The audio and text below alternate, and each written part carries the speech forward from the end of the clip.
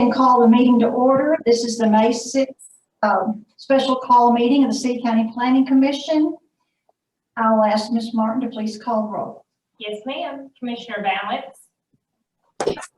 Commissioner Blackburn. Yes, ma'am. Commissioner Clark. Yes. Commissioner Gay. Yes, ma'am. Commissioner.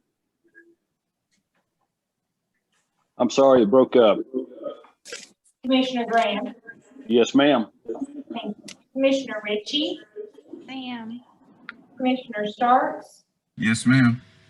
Commissioner Unseth. Yes, ma'am. Commissioner Vitale. Commissioner Volkert. Yes, ma'am. Commissioner Warren. Ma'am. Chair Runner. Yes, ma'am. I would like to announce that we have an amended agenda. All of the commissioners, I believe you all have received your copies of those, but anyone who may be online that hasn't been notified of that, items 4 and 5, that is the Brian Gross application on Stanley Rice Road. That's item 4 and 5 have been postponed and will be re-advertised. And also item 7, that's docket number 2021-30Z County, Luke and Kim Williams and Carter Crossings LLC. That application, they have withdrawn the RE portion of the rezoning. So the RE portion of the rezoning hearing has been withdrawn. So I just want to let everyone know that. That brings us back to our agenda for administrative review. The approval of the April 15th minutes. Are there any corrections to those minutes? No corrections. I'd ask for a motion, please. So moved. Thank you. Second. Thank you. Commissioner Starks. Can't hear. Sorry, Commissioner Starks. Yes. Commissioner Unseth. Yes, ma'am. Commissioner Volkert. Yes, ma'am. Commissioner Warren. Ma'am. Commissioner Blackburn. Yes, ma'am. Commissioner Clark. Yes. Commissioner Gay. Ma'am. Commissioner Graham. Yes, ma'am. Commissioner Ritchie. Yes, ma'am. Chair Runner. Yes, ma'am.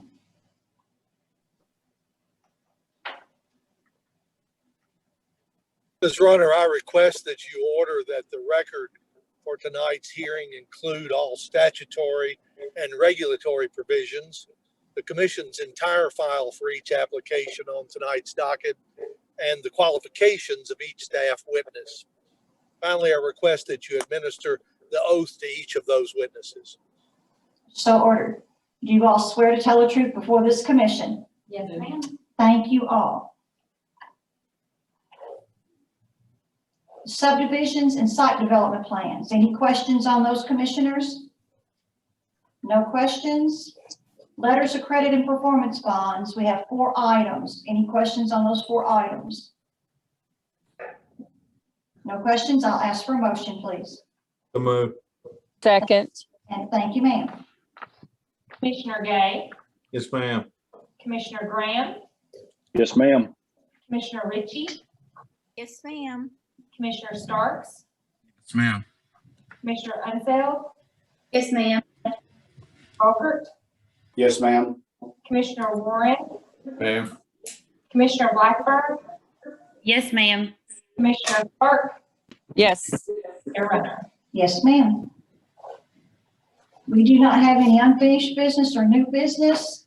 So our first item tonight for public hearing is docket number 2021-02 RWC. Syned Velatanlik has filed an application to close approximately 14,428 square feet. That's 0.3312 acres of an unimproved right-of-way, formerly known as Main Street Road, between the intersection of Veterans Memorial Lane and Old Barren River Road. And we will have the staff report, please. Thank you, Chair Runner. I'm in the back of the room, so if you all can't hear me, just speak up and I'll talk louder. But There's not a pre-application requirement for right-of-way closures, but there is the property the chair runner just described.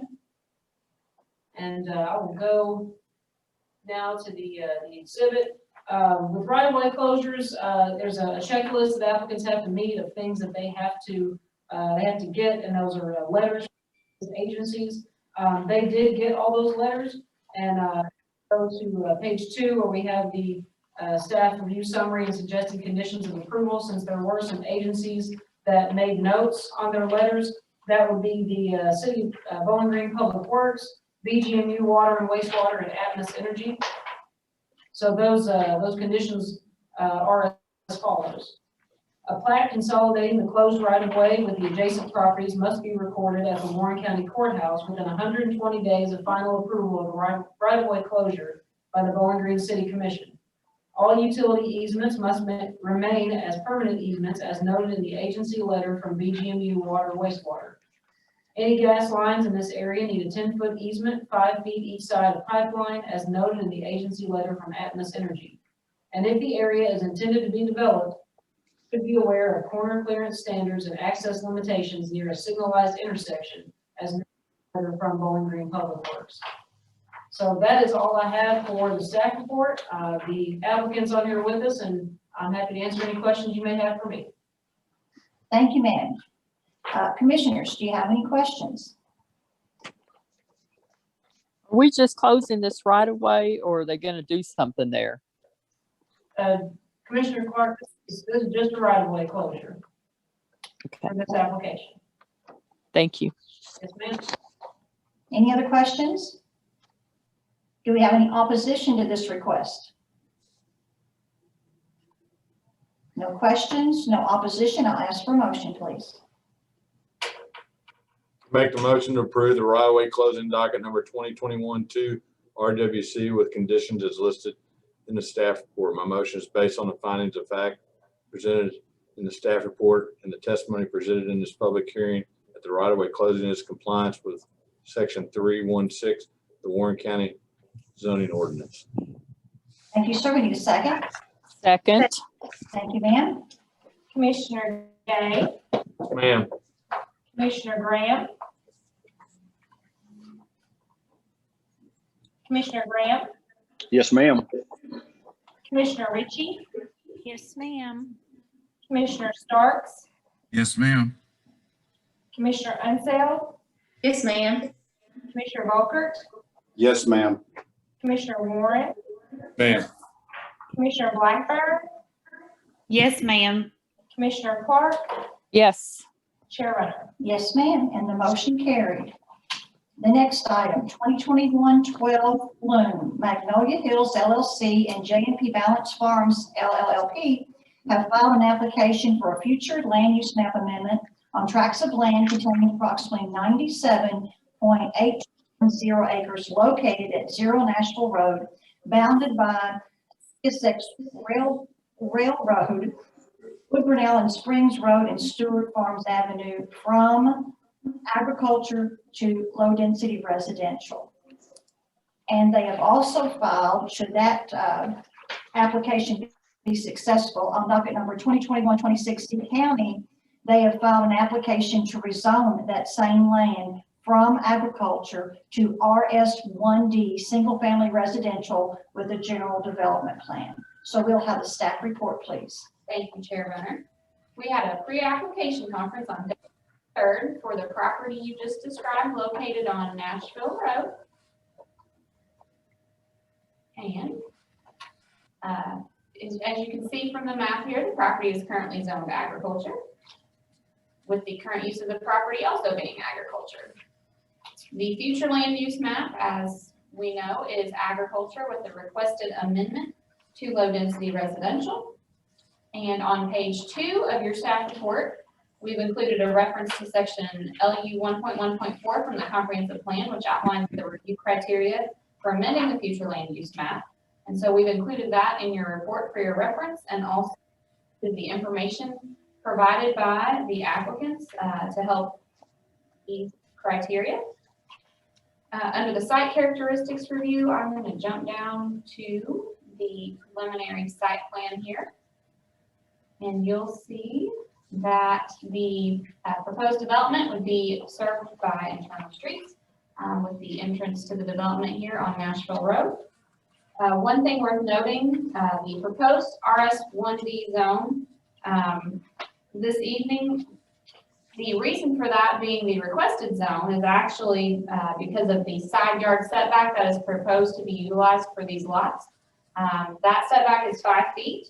The minimum lot width for these lots would actually be in line more with the RS1C development standards for lot width. But again, the reason for the RS1D request is simply to use that 5 foot side yard setback. Under the density, I'll jump back to the density map here. We've outlined densities for subdivisions in the vicinity. Those range from 0.09 dwelling units per acre to 10.04 dwelling units per acre. One thing worth noting, if we go back to the concept here, you'll see just to the top part of your screen here, that is the Michael O. Buchanan Park property. Just touch on a few things under the landscaping and screening section of the staff report. You'll see that there is a 60-foot landscape buffer proposed along Nashville Road. The applicants have specified specific planning requirements within that buffer. And there's also another buffer, not a landscape buffer, but a 50-foot buffer proposed along the railroad here on the back portion of the development. That would also include a gravel or crushed stone walking trail. Also regarding open space, you'll see that there's a proposed community center and pool, or clubhouse and pool. And they're also proposing a pedestrian access that would tie into the park here along the northern property line. Under our bike ped facilities section, just point out that the applicants have agreed to install sidewalks on both sides of the streets within the development, and have also committed to set aside space for the development and construction of a greenways path that's planned along Nashville Road at the front portion of the development. Moving on to page 4, we've outlined our traffic impact study requirements from section 314 of the zoning ordinance, and the applicants did consult with the Kentucky Transportation Cabinet and Warren County Public Works Department. Those two agencies together did not require a traffic impact study in lieu of a commitment from the applicants that the following transportation improvements be implemented if the development is approved. First, that a northbound right turn lane and southbound left turn lane be installed on US 31W Nashville Road. Second, a setback to accommodate proposed rights of way for the US 31W Phase 2 widening. And last, construction of a dedicated left and right turn lane exiting the development onto Nashville Road. The applicants did agree to all of these requirements in the development plan conditions. Moving on to the development plan conditions, there are 16. Number 1 limits the development to 300 detached single-family lots, all of which will have access only to interior streets. Number 2 addresses sidewalks and required transportation improvements. 3 looks at mailboxes and utilities. 4 requires uniform street lighting. 5 requires that all homes have a minimum of 1,200 square feet of heated and cooled space with at least a 1-car attached garage. Number 6 outlines building materials for residences within the development. 7 addresses driveway and parking design. 8 looks at propane tanks. 9 deals with commercial and recreational vehicles. 10 satellite dishes and garbage receptacles. 11 wrecked or inoperable vehicles. 12 and 13 outline homeowner association requirements, maintenance of open space, greenways, and pedestrian connections. 14 looks at sinkholes and wetlands. 15 outlines those buffers I referenced earlier, and 16 is just a housekeeping item. Moving on to the Focus 2030 category review, the staff evaluated 14 items from our comprehensive plan for compliance. We found 7 of those items to be in compliance, and there were 0 not in compliance, but there are 7 items that the Planning Commission should evaluate for compliance. The first of those being LU 1.1.1 and 1.1.2, which look at compliance with the future land use map. Again, there's a proposal to amend the future land use map to low density residential. Next, LU 1.1.3, which looks at compatibility of the proposed development. Next, LU2, which looks at quality of development and character of the area. Next, LU 2.9, which references protection of rich ponds of rural character. And last, HN 2.1 and HN 4, which look at suitability of the proposed housing type and housing availability. With that, I'm going to jump back to the points to consider on page 1 and wrap up with the staff report. The first is that the Planning Commission should consider if the argument provided by the applicants to amend the future land use map meets the criteria outlined in LU 1.1.4. And if the FLIM amendment is approved, the Planning Commission, and if the proposal would be consistent with the FLIM and low density residential. Because the proposed RS1B zone is not listed as a potentially compatible zoning designation in this category. However, the proposed density does fall within the range permitted in the low density residential future land use category. Second, the proposed development does comply with the majority of the site characteristics review criteria and also complies with the majority of the review criteria for site design and meets the minimum requirements in the zoning ordinance. And last, compatibility of the proposed development should be determined by the Planning Commission. I went through that pretty quickly, but I'd be happy to answer any questions or go back to any section of the staff report that needs some greater detail or a closer look. Thank you, ma'am. Do we have any questions for Ms. Herbert? Commissioners? Rachel, can Rachel. you compare the density to other close subdivisions? How are we doing on density? This seems like a lot of houses. Commissioner Clark, let me get back to the density map here. I believe that's on page 13 in your staff report. If you need a closer look, yeah, page 13. Yes. You'll see they're kind of a mixture of densities in the area. The more dense subdivisions are developed in areas where sewer is available. Some of the lesser dense subdivisions that are shown on this map would have been developed prior to sewer being available in the area. So we do have a range of densities, again, from 0.09 all the way up to 10.04. So if you want to take a closer look at this map, you'll kind of see where those densities lie in proximity to this proposed development. And the density for this proposed development is 3.07 dwelling units per acre. Parcel that shows the 10.04 units per acre, has that been developed yet? Skees is 10 point. Which one is 10.04? No, 10.4 is Tartars that has not been developed yet. Oh, no, that one was rezoned in 2020 and has not yet been developed. Is this Rachel, this is- going? Go ahead.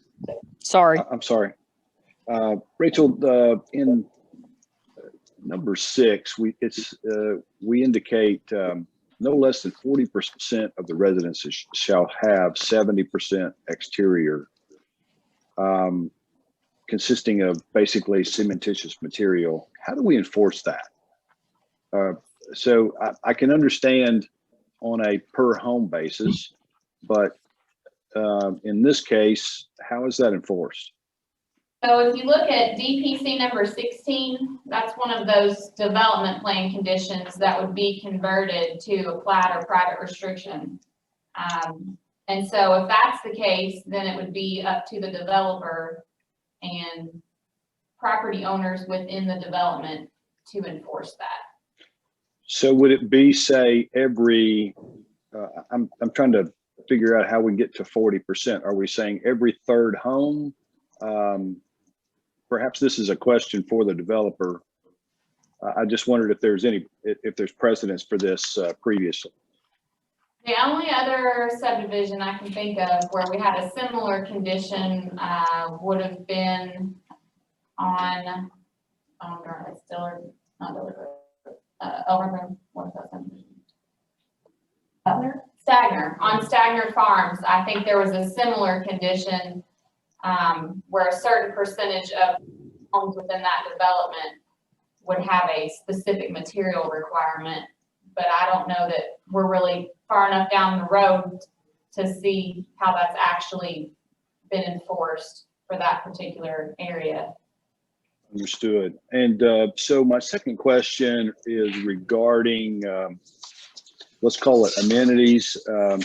The right of way along the railroad track, I think is addressed in, is it like number 15?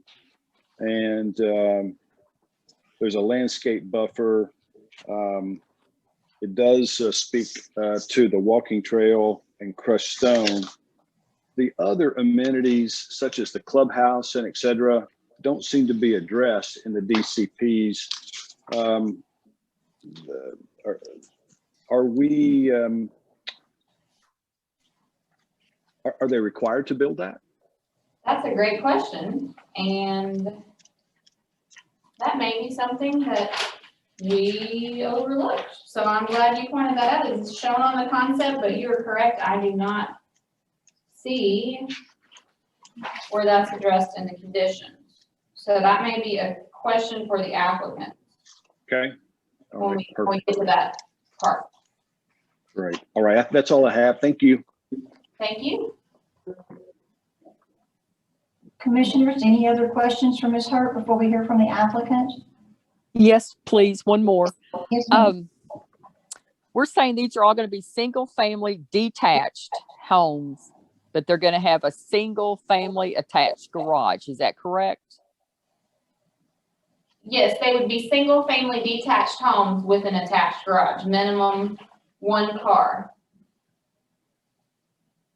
Okay, and there's only 5 foot on each side. They're Is that correct? proposing 5-foot side yard setbacks for the homes in this development. So they're going to be 10 feet apart, basically. Correct. At minimum. It wouldn't be a requirement that the homes be exactly 5 feet from both side property lines, but at the very least, it would have to be at least the 5 foot. And do you know if they talk to the fire department? Do we have enough coverage for the fire department to take care of this many more homes in that area? Well, they do. They will have to provide adequate water pressure to meet our minimum fire protection requirements, and we'll have to install the necessary hydrants to meet our subdivision regulations. I do not know if they've talked with the fire department. That would be a question for them. For them. Okay, thank you. You're welcome. Any other questions? Nothing else? Then we'll hear from the applicant, please. Good evening, Chair Runner, members of the commission. This is Chris Davenport. I have seated to my right Mr. Joe Neal Balance, representative of the Balance family that owns the property. I've also got with me Mr. Poston, who's a representative of Magnolia Hills, who is the proposed developer for this project. Let me clean up some of those DPCs first. Commissioner Graham, you caught something that neither I nor staff caught. Typically, when we submit these, they look really close at these concepts. And if there's something indicated on the concept that's not reflected in the DPCs, they make me aware of that and we fix it. So I'm going to take half the blame for that, and I'm going to give Rachel the other half of the blame. But we need to, in paragraph 12, we need to add to that DPC that the developer shall construct a community clubhouse and community pool to be operated by the HOA.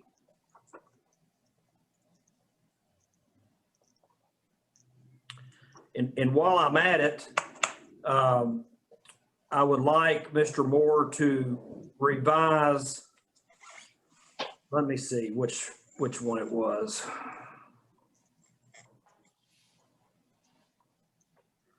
Rachel, I'm looking for the DPC that deals with that walkway in the back. That's number 15. So on number 15, I need to add at the end of that paragraph, this language, comma, assuming connection to the adjoining park is allowed, period. And let me explain that for the moment. When we preparing this week for this hearing, I was taking a look at that obligation to build that walkway along the railroad track. You can see that reflected on the screen here. It would exist within that green area of that buffer that abuts that railway. And it was pointed out to me, I think rightly so, that we envisioned that assuming we'd be able to connect that to the park's walkways, just like we believe we're going to be able to do in the middle of the development. If for some reason the county doesn't let us do that, we'd really be building a walkway that was accessible only by those lots and didn't go anywhere that the sidewalks won't go. So I think it's prudent to kind of put that contingency in there. As long as the parks allow us to connect, and we're going to do that.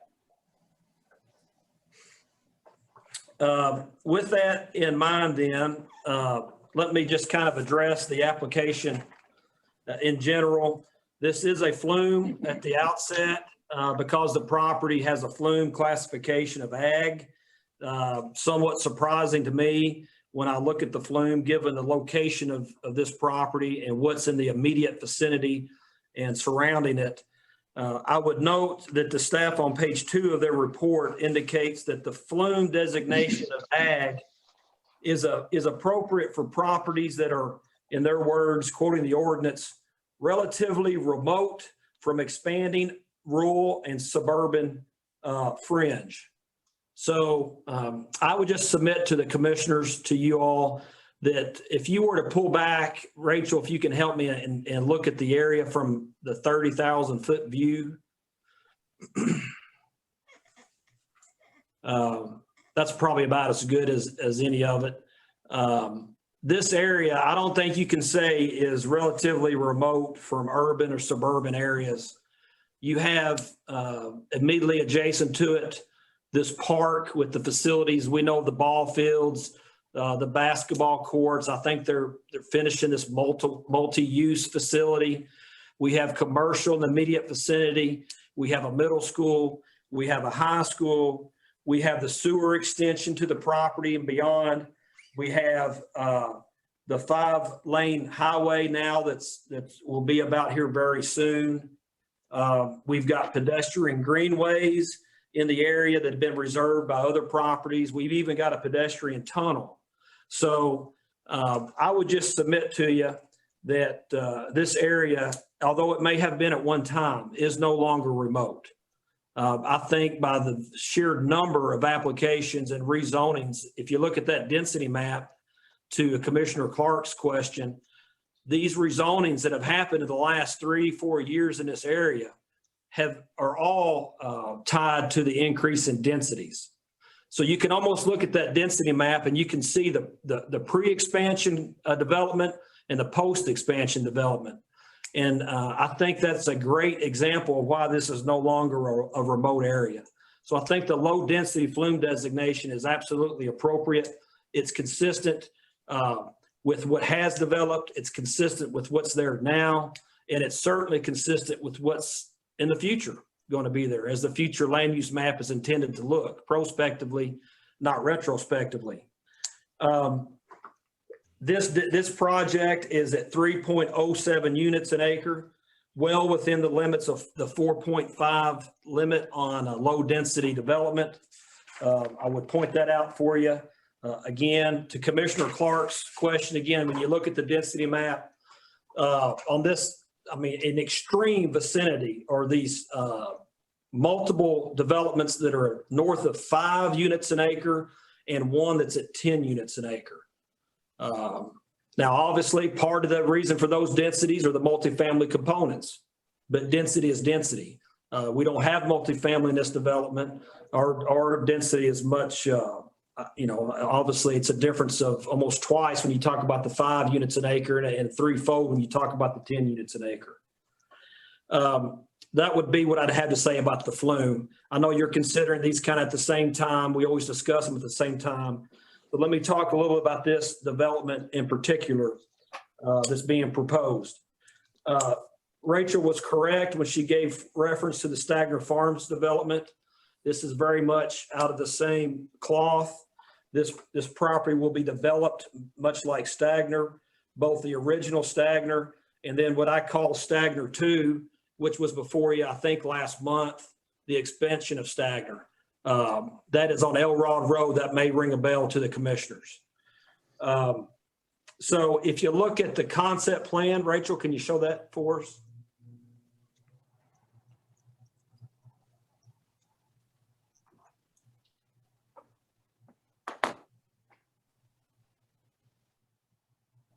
And so what I would point out to the commissioners that may not be readily available or ascertainable when you look at this is I would encourage you to look at this concept and what the developer is proposing here by way of the lots.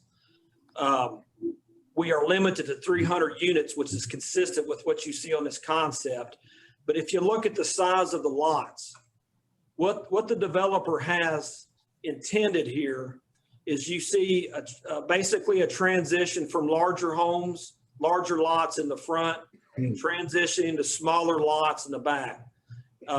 Obviously, when you get in extreme vicinity of a railway, especially this one, this CSX railway, that has certain considerations you have to make from a development standpoint. So to Commissioner Clark's question, the RS1D does have a minimum 5-foot side setback, but that minimum will apply to the entire development. So when you look at the different lot sizes and lot widths, I don't want the commission thinking, well, that means every house is going to have a 5-foot, it's going to be built 5 yards or 5 feet from the property line. That invariably will not be the case, but you give your restriction, kind of like you build your church for Easter, you give your restriction for really the most compromised or most demanding lot from a development standpoint. And you're going to see those are the ones back along the railway. So the other thing I'd want to emphasize here is the confidence that the commission have in what I'm saying about lot sizes should be derived from the maximum number of lots they're committed to. You can only cut this acreage up 300 times and leave resulting lot sizes. So it's not the case that they can present a concept that looks like this and then come back with 350 lots when they plat it. That won't be approved. That would be inconsistent with the development plan condition, would not be allowed. So let me talk about the amenities a little bit. This is another development where a clubhouse will be constructed, a community pool will be constructed. There will be a HOA that oversees those areas as well as the community areas and that's set out in the DPCs. It's got walking trails. It's got a commitment to the greenways connection in the front and the construction of that greenways trail. It's got a commitment to double sidewalks, which sometimes we forget are not required in the subdivision regs. Only one is. They've committed to 2. They've committed to connecting those sidewalks to the park system and those walking trails. This subdivision has concrete driveways required throughout. So that I would stress that. We've talked about the materials, and Commissioner Graham, I understand your question. Like Stagner Farm, this is intended to be a overseen at one time. So this is not a development that will be cookie cuttered up, so to speak. So the goal there is from a development standpoint to mix those materials throughout the development in a way that makes sense. And obviously, I think we could all understand larger homes generally have different facades with it. Maybe smaller homes do sometimes. I'll just touch on traffic. We consulted with all of the state and county folks, did what they required of us, including left and right turns coming in, left and right turns going out. Another thing I'll point out that I don't think Rachel did mention is one of the requirements that we had to do with the state was to basically set aside future right-of-way up front. And the point of that is that's because the state, even though the 5 lanes currently will terminate basically right at this development, they're already indicating the need for future right-of-way. And one of the requirements they made from the developer was to set that aside now. And they've committed to that in their DPC. I think that speaks to not only the past growth in the area, but what the transportation folks realize is the future growth.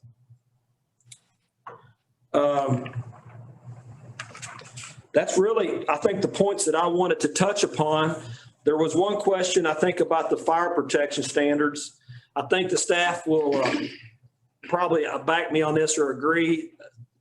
Years ago, I used to include in then my binding elements that all the fire protection codes would be satisfied as far as water flow and all that and what's needed for hydrants. And at some point, probably about the time that Mr. Peterson's regime started, they started telling me that's already required. They really didn't want those in the DPCs anymore. They didn't want things that the developer had to do because of the subdivision regs. It was a redundancy that kind of cluttered things up. So we don't speak to that in here, Commissioner Clark, but that is what's required of them whenever they develop the property pursuant to those regs. And that's not something we're trying to dodge. I just didn't know if you had talked to any of the fire departments out there about this many more houses and only being 10 feet apart. That's a concern.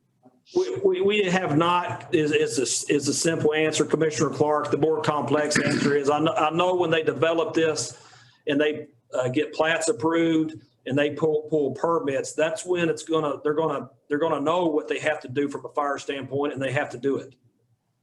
There's no getting around that.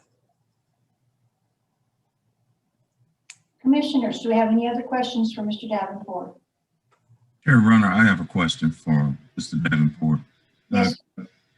Chris, this is Rick Starks. On page 3, about halfway down under building orientation, where it reads, homes should be oriented to face public streets, rear and side facing. Facades along Nashville Road should be screened and buffered. Do you know at the present time, you or the applicant know what type of buffer or screening that would be?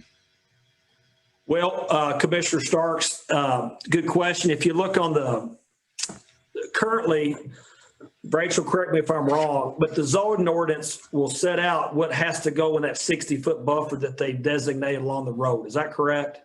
No, I asked that you put that number 15 and you did.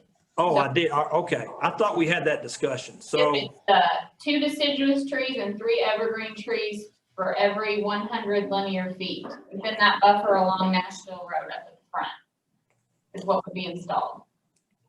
and as far as the side and rear facades, Commissioner Starks, we won't abut Nashville Road anywhere but that buffer and then the retention area that we've got shown there. So, and I'll tell you this, we originally had a concept that did have homes along that frontage, and one of the neighbors requested that the homes be set back further. We rearranged this plan to allow for that. So, and that's why it's kind of oriented the way it is. Would you and the applicant be opposed to adding the description that Rachel just described to that as an additional sentence to that paragraph, as far as the trees and deciduous trees and what else was it, Rachel? Commissioner Starks, it's listed in number 15 on page 5. Okay. Those planning requirements are already included. Okay, so it's no need to add. Okay, all right. Thank you.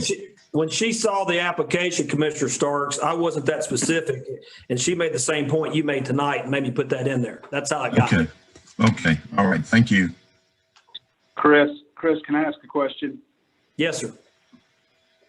So if I understand what you're trying to accomplish in number 6 is you're really trying to say all the front houses up front will be 70% at least with those materials, and then everything in the back really could be vinyl. Is that a fair statement?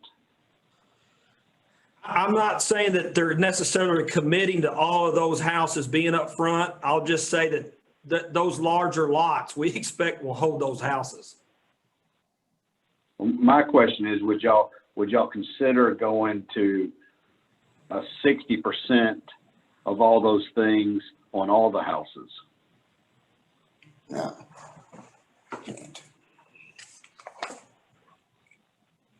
And I'm being told that they can't do that, Commissioner Volker. We want Why not? that material throughout the facility, not any one spot.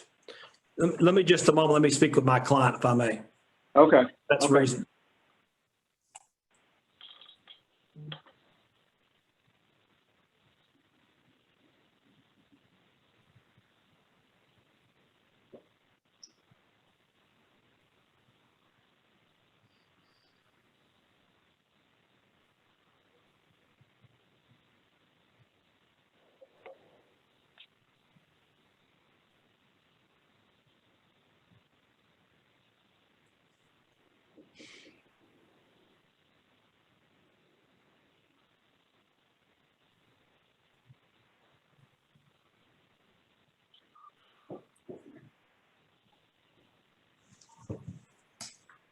So the answer to that, Commissioner Volker, is the goal here is to get these homes in a certain price point, and that they believe there is need for it. I think you've heard that at recent hearings.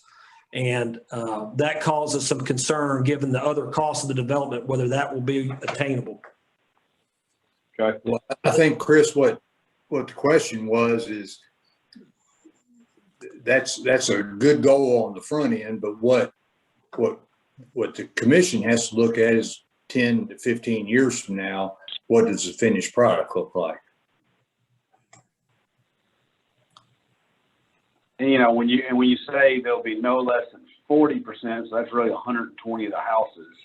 If you take and just do the math on the 300, we'll have at least 70%. So my question is, you know, is there a number? Is it 50%? Well, can be a mixture of all that stuff. And I think what Dean is saying, I agree with him. I think you know, we have to look at it and say, what's the best thing for Bowling Green and that, and you know, that area. And I understand cost and all that, but I mean, I think you know, it's just trying to make it look as best as we can from our standpoint. Chris, I'll add this. This is Tim Graham. It's actually very attractively worded, and I'm not trying to take anything away from this, but if we really look at the numbers here, we've got 100 houses. Let's just use round numbers that have 70% exterior with let's call it cementitious materials, which means we have all of the other homes are vinyl. And that's what we're trying to grasp here.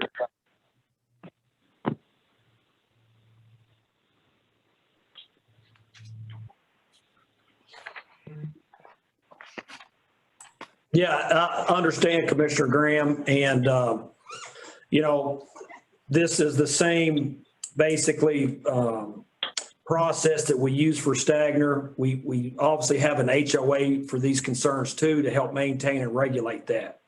So, but frankly, the HOA is going to come about after most likely these homes are built and are in existence and have met that requirement. But that doesn't have anything to do with the HOA doesn't have anything to do with material mix. It has to do with maintenance. Well, it has to do with, as Tim's pointing out, the maintenance, but the material mix also, again, is, I think that goes back to the question Rachel was asked. How is this enforced from a permitting standpoint? Chris, if I may interrupt, I may have misconstrued that question. My question is very similar to the other two questions that are being asked here. It is the mix of materials. So, and the first question I asked to Rachel was, how do we enforce this? And then the other two commissioners have chimed in at this point.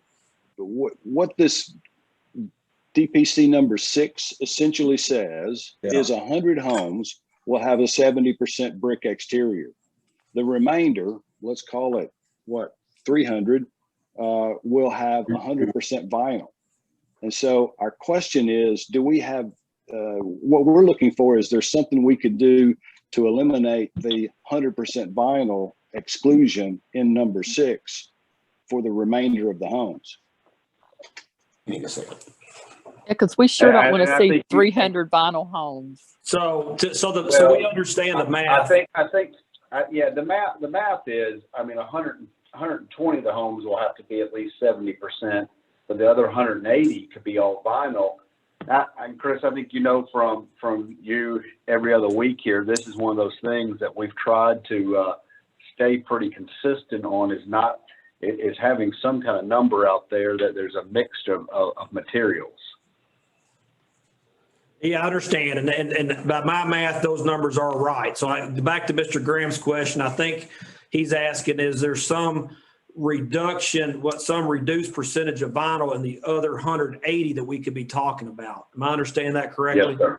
Yes, sir. Yes, sir. And Chris, I apologize. I misstated the numbers. 180 is the correct number, not 300. And yes, that's essentially what we're looking for is there something we can do to prevent those remaining 180 homes from being 100% vinyl? Okay. Exactly. All right. Can you give me a minute or so? Yes, sir. Okay. Thank you all.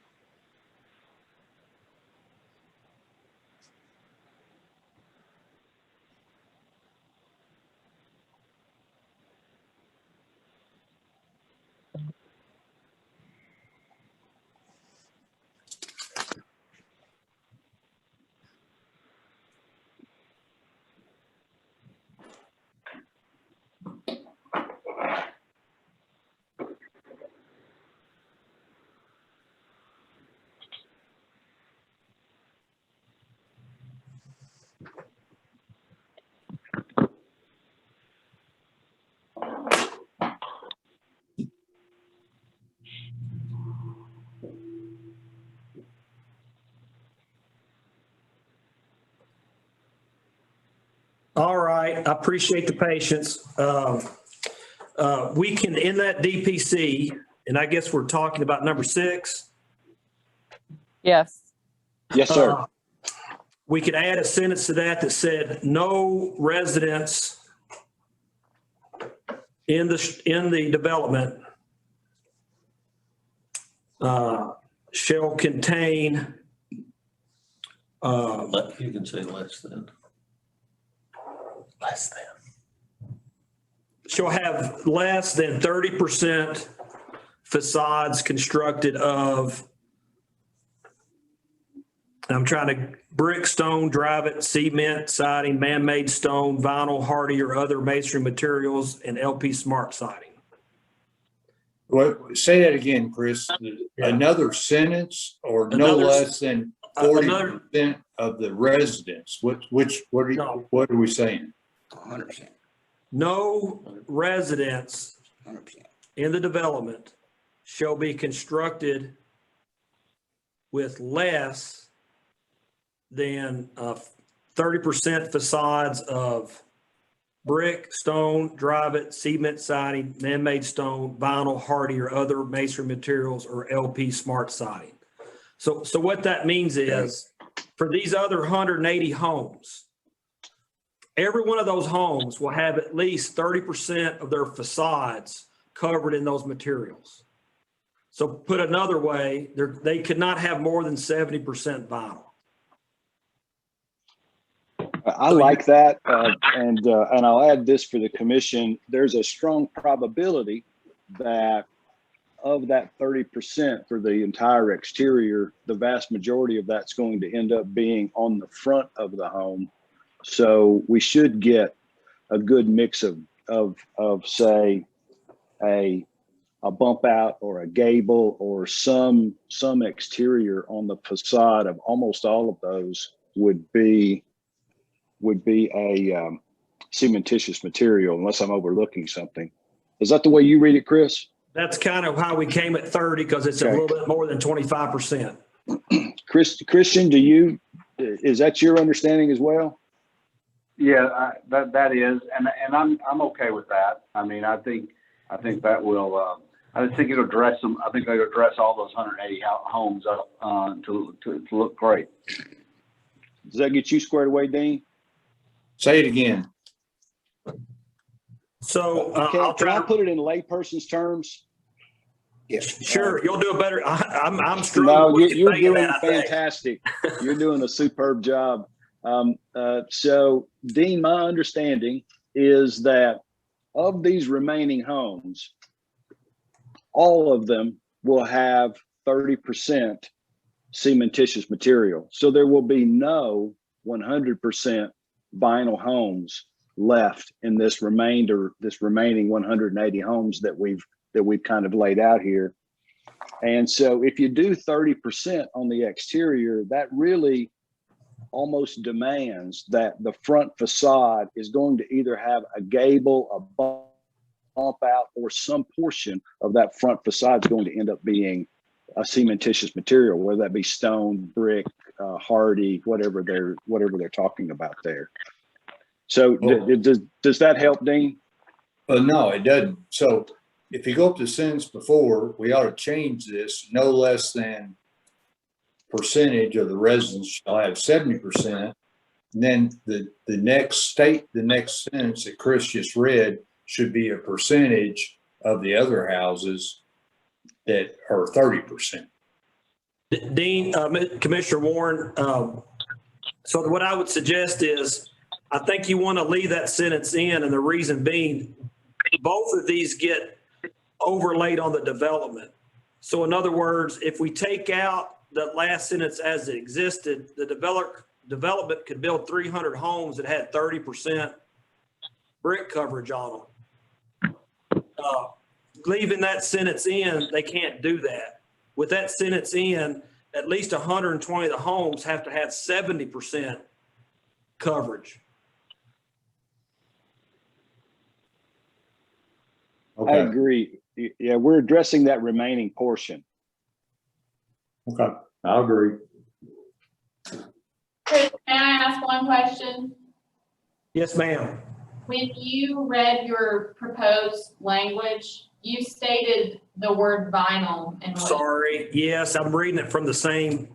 It should not include vinyl. It should say that all the homes will have a minimum of 30% exterior facade coverage of brick, stone, drive-it, cement siding, man-made stone, hardy or other modern masonry materials, or LP smart siding. Thank you. Thanks.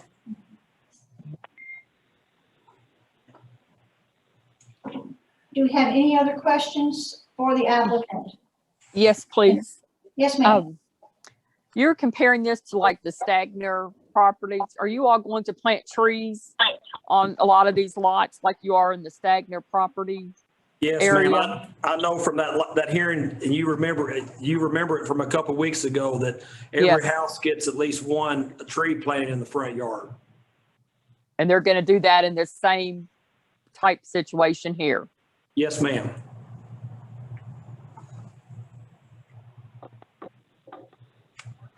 Anything else, commissioners, before we hear from opposition?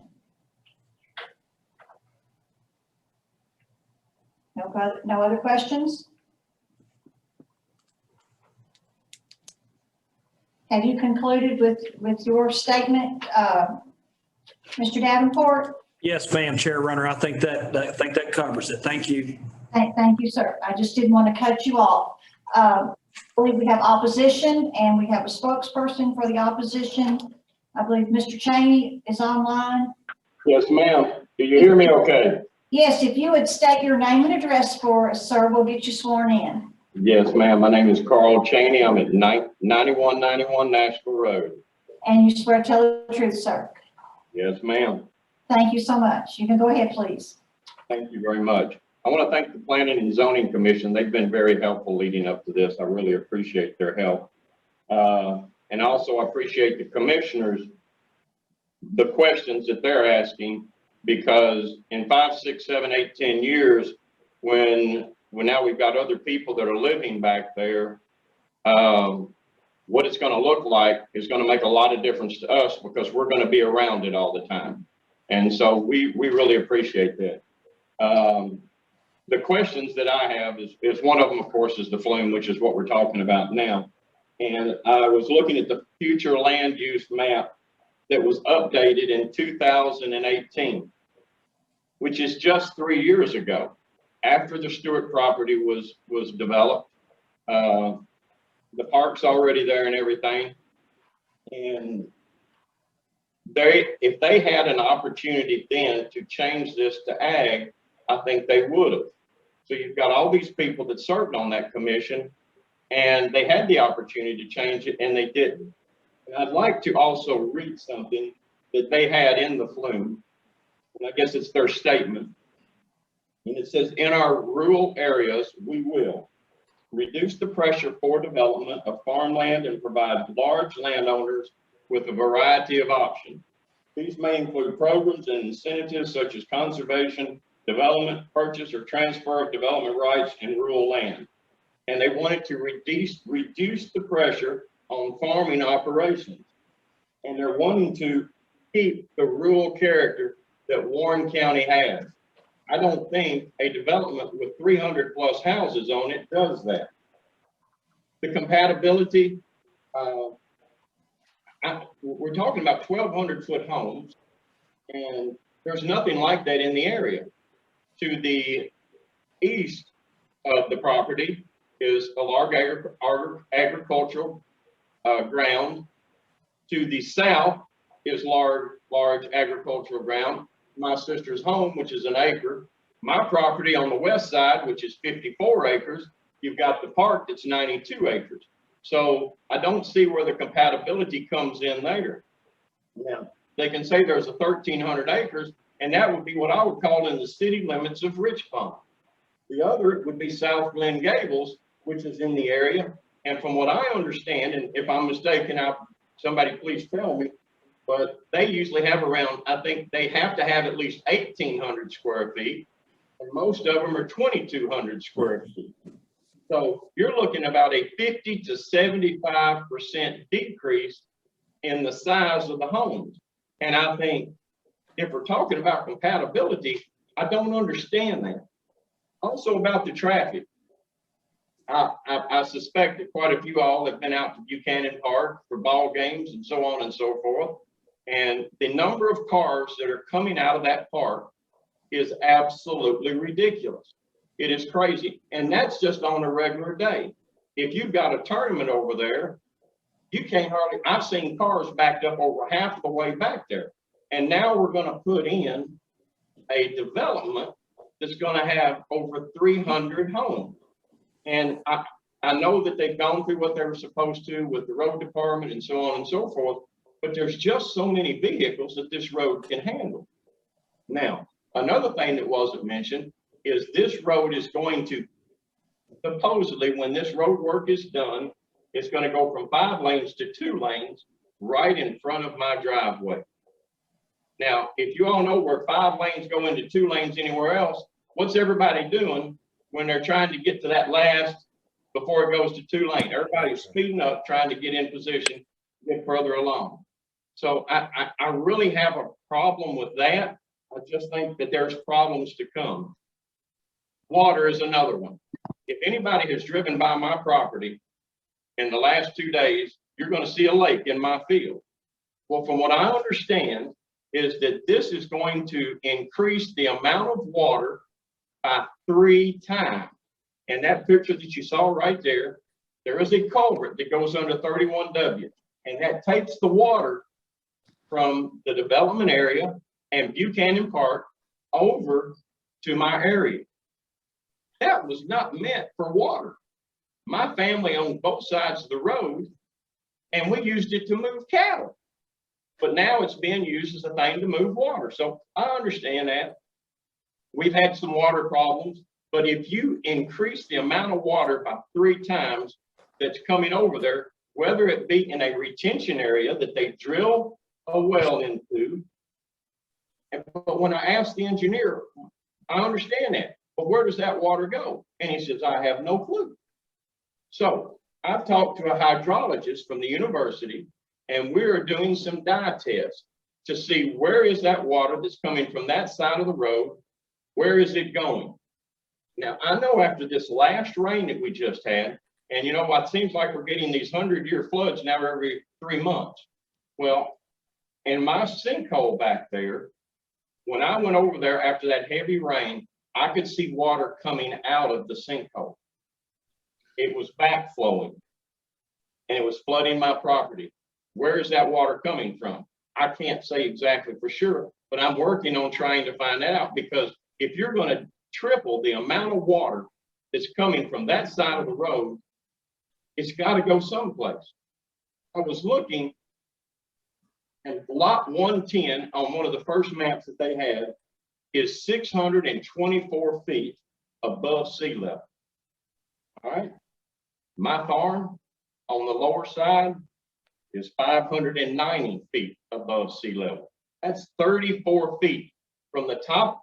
And if you go back about a third of the way on the development, that's where all that water is going to go that they will have to catch in the retention area. My question is, once it hits that retention area and they drill a well down to the sublevel, where's that water going? I'm afraid it's going to come up on my farm and drown out my wheat, my corn, or whatever I have growing at the time. So those are some of the things. Some of my friends here that are with me that live the Gabbards, everybody else that's here with us tonight, their property is about 603 feet above sea level. So you're going from 624 to 603. Water is going to go one place, downhill. And that's why I'm concerned about this development, the traffic, the compatibility. And why are we having this discussion? Because they could have changed it in the flume 3 years ago, and they chose not to. And that's the, if anybody has any questions, I'll do my best to answer. There goes my lake. Any questions? Commissioners, do you have any questions for Mr. Cheney?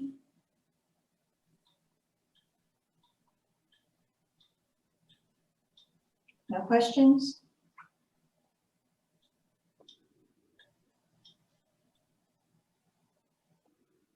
Do we have anyone else in opposition that would like to add information? I would. I'm Kevin Lockwood. The property also touches mine. If you give me your name and address, please.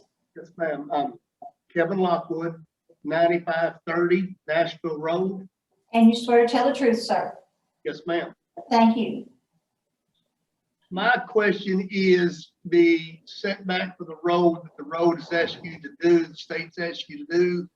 That setback is going into what you're showing as a retention pond. When they come back and take that additional right of way, which is going to reduce the size of the retention pond, what is their plan then to do with, again, losing that much water retention basin? I think that needs to be addressed, whether extend the retention basin to more areas. So when they do lose that, you have that land accounted for, or in our case, it creates more water, more flood, which will run over into the adjacent properties. Thank you. Thank you, sir. Would the commission like me to address that question at this point? Please, sir. So I think Mr. Slavey is on this call, and I was going to hand this off to him to speak, generally about what has now become commonplace in these hearings, and that's these concerns about water. You all understand that, as Lucas will tell you in a minute, that the water must be controlled. It must be engineered. We hear that at all these hearings. The question this gentleman's brought up is kind of a unique one. I don't know if his reading of the concept plan is necessarily correct, that the retention area sits inside of what the road department has requested for a right of way. We've got a 60-foot landscape buffer there. It's not in the retention area. So I really don't think that the right of way that we're holding back is more than 60 feet, but just assuming that were the case, as this commission is aware, when they extend right of ways and they build new roads, there's a lot of engineering that goes into ditch work and reconfiguring the land to allow for that road. So there's no exception to the law that requires this groundwater to be retained and engineered that would apply if a road's built that I'm aware of. So would that retention basin have to be re-engineered possibly? Possibly, but I doubt, frankly, that it sits within that area, given that it's 60 feet off the current road, at least. And I don't know if Lucas wants to add anything to that. I'll invite him to if he can hear me. I can hear you. This is Lucas Slavey, Van Meter and Slavey, 1015 Chive Lane. And you swear to tell the truth? Yes, ma'am. Thank you, sir. What Chris said is correct. When the highway department comes through and does anything like that to a basin, they have to account for any of their increase, any decrease in retention they've created, or vice versa. So they would, if we were to be into that 60-foot area, that would have to be addressed when they widen the road. The plan right now, as we show it, is to not be within that 60 foot. That's going to be strictly left for landscaping and buffer. And to kind of touch on some of Mr. Cheney's things about his current flooding and what's going on underground. And we really don't know what's going on underground, but how we handle the drainage. So we've got a farm here with just all grass, and from an engineering standpoint, that ground can absorb so much water, and then it reaches a point, it's saturated, then that water runs off. That's what we're catching. When we come in and do a development, that water can't get in the ground. So that runoff increases by a percentage. So what we do, we excavate a basin to hold that water until the ground can have time to absorb it. That's the whole, in a nutshell, how all that works. There's no additional rain falling. It'll be the same kind of rains we always have. So the amount of water doesn't really change. It's just the rate of runoff. And we control that with basically a holding area before it can enter the groundwater system. So it's sitting there. It can't sit there longer than 72 hours, but that's in a nutshell how it happens. Thank you, sir. Can I ask a question? Yes, Mr. Cheney, go ahead and ask your question. Yes, ma'am. We've worked with Mr. Slavey, and I know they'll do everything that they're supposed to do underneath the law. I understand that completely. And my question is still, is when that water goes into the sub-level, and they're talking about that water's got to get out of there within 72 hours. All right. In the 1980s, there was 400 retention wells in the Bowling Green area. Today, there's over 1,400 of those retention wells. So what's happening is that all of this water that was being absorbed into the ground now is going into these retention wells and then rapidly going to the subsurface. And then that water's got to go someplace. And it's not going to go straight to Lost River. It's going to flood out up underneath. And that's why I see water come back through my sinkhole. And I just don't think that there's been enough work done that can tell me where my water is going to come from. And that's why we are working with the group of folks that are doing the dye test to find out where is that water going to go. Once it goes underneath the ground, is it going to come into my well? Is it going to come back out of my sinkhole? So that was my question. I have no questions what Lucas, he'll take care of it like he should. But my question is, what happens to that water? When it goes down underneath the ground, it can still come back up and flood. So that is, it is affecting me. Thank you, sir. Yes, ma'am. Do we have anyone else that would like to speak in opposition with additional information?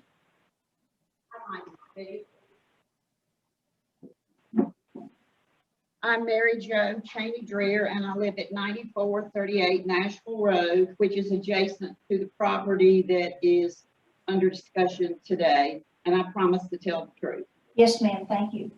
All right. This piece of property is adjacent to where I live. On one side, you have the park. To the back, you have additional farmland. To the south, I have neighbors that I live on an acre, 1.79 acres. My next door neighbor lives on actually have 3 neighbors that live on at least 3 acres or more. And then across the road, we have a 54-acre farm. So to me, this is not compatible with what is in our area. Now, I know that looking at some of the information today, I noticed that you use the subdivisions that are there in Rich Pond. We don't consider ourselves to be in the community of Rich Pond. You have a drugstore, a grocery store, a school, some other facilities there, churches. We consider ourselves to be out in the country, on the farm, in the countryside. So we do not feel like this is truly compatible with what is around us as far as acreage is concerned. I know that to the south, there's actually, I think Joe Neal actually has a couple of properties there that I think one of them is, see, what is it? It's, I think one of them is like 3 acres per home for so many homes, and 5 acres on that development plan that you showed earlier. So, I mean, we're really a little bit concerned that, because you're right, north of us, there is some stuff going on, but south of us, we're kind of insulated for the time of being, and there's not that much development going on south of us right now. Even though the Tartar property that they just did, that's a 1,300 square foot home with a 2-car garage, or if it's a townhome, then it can have a 1-car garage. Stewart's property that they did about 3 or 4 years ago, those are 1,800 square foot homes. And so, I mean, to me, these are the things that are the closest to us. We're not right in the central part of Rich Pond. So we feel like that this is actually not really compatible with our area. Can you show the picture of the Berry house for me that we sent in? That's the front, well, back up one. All right. It went a little over, I apologize. That's all right, sweetie. It's hard. All right, that's the Franklin Berry house. That was years ago. Can you show the next picture after that, the Franklin Berry house today? No, that's mine. There should be one of the Franklin. There should be another one that, there it is. That's the Franklin Berry house today. And you see all these homes in the Dollar General going on. And then if you back up one, that's a picture of my house. And I'm envisioning what's my house gonna look like? Is it gonna be like the Franklin Berry house with all these buildings back in behind it? And you know, another thing that concerns me is that you all were so considerate to put a buffer on 31W and on the railroad track, but you did not mention a buffer for the landowners that live around there. And I do appreciate the movement of the retention area so that I wouldn't have backyards in my front yard. But I think too that still there needs to be some sort of mature evergreen building, evergreen trees along the property lines of those at this border so that we have some privacy.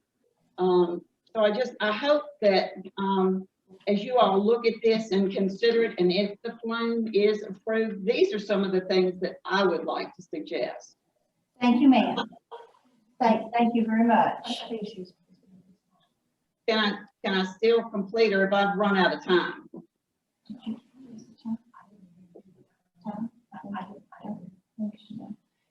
Go ahead. Yes, All ma'am. right. These are just the things that I would like to see if it is approved and we go forward with this. I'd like to see houses that are 22 to 2,400 square feet, more like what we have at South Glen. I'd like to see 12,000 square foot lots, because we're in the country. This is not in the community of Rich Pond. I'd like to see 2-car garages instead of 1-car garages, and I'd like to see mature evergreens, as I said, outlining the adjacent property owner's property. I know that last month you denied Lexington Point's request for rezoning to put 116 units on 41 acres with a density of 2.79 because the surrounding properties were at least an acre. I hope this same consideration will be observed as well as you look at these proposed changes. Now I'm through. Thank you, ma'am. Thank you. And we do appreciate everything that you all are doing. Thank you. Anyone else in opposition with additional information? Are you all gonna do the item 3, or are we not? Name and address, please.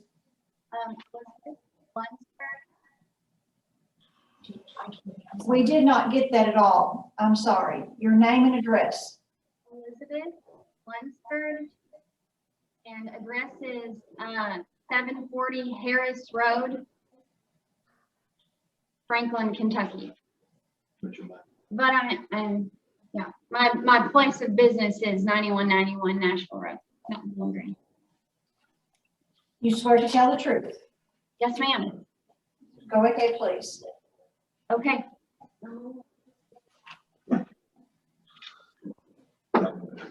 I'm speaking from the perspective of the future generation that is dependent upon the Cheney property for a future and for a family to continue this place of business.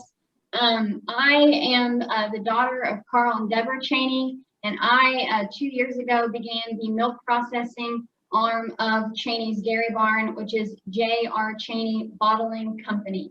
So I manage and created the process to bottle our milk that you see in retail stores. So my main concern for the development is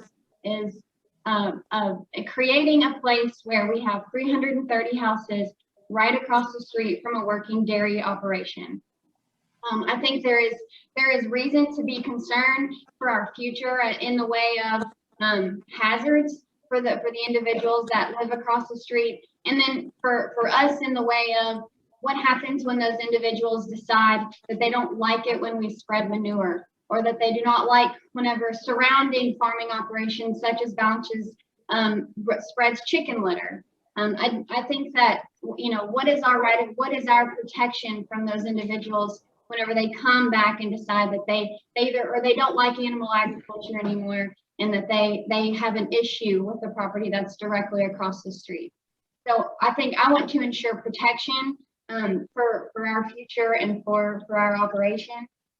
We do request inclusion in the deeds of the sold properties, that it be included that they are purchasing a property across the street from a farming operation, and that they do recognize some of the items that may come in lieu of living across the street from a farm.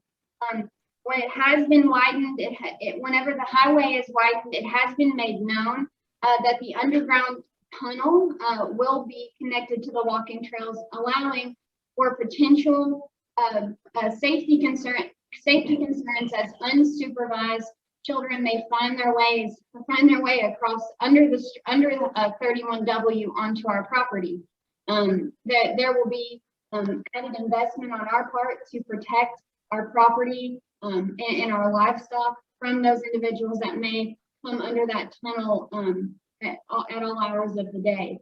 As you guys know, I'm sure there's lots of issues, lots of concern to be associated with farming equipment and livestock for those that may be coming across on our property.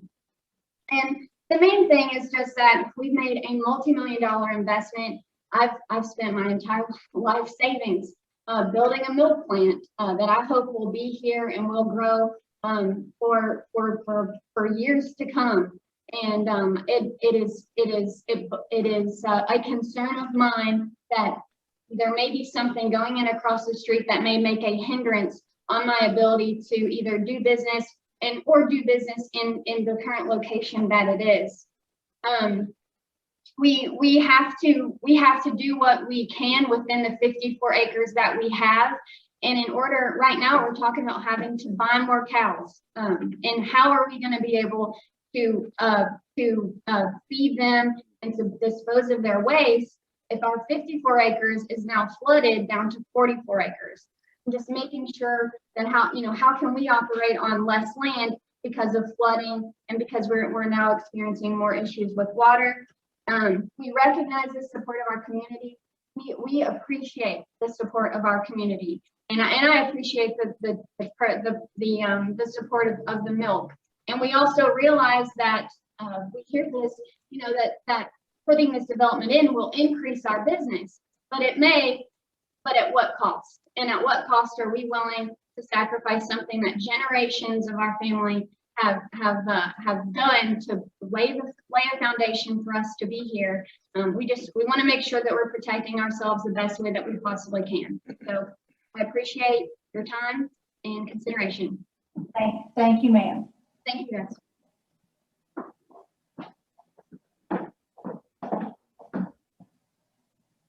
Do we have anyone else with additional information? Yes, ma'am. Yes. My name is Belle Rush. My address is 180 Skees Road. And I just want to point out that something is not correct on your density map. So, just need to swear you in. Okay. You do swear to tell the truth. Yes, ma'am. Yes, ma'am. Go ahead. All right. So, yes, ma'am. On the density map, there was one development. It's on Skees Road, and it has it listed. It was 5.39 acres, and it has that there were 32 units to be built on that. Part of that acreage, about 2.5 acres of that, will not have any houses built on it.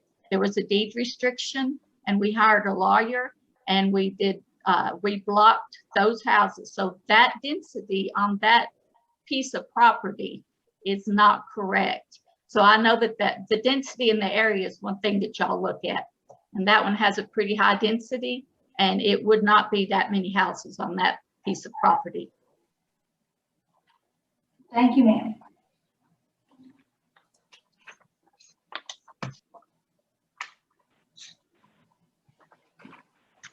Do we have anyone else in opposition that has a question or would like to make a statement giving us additional information?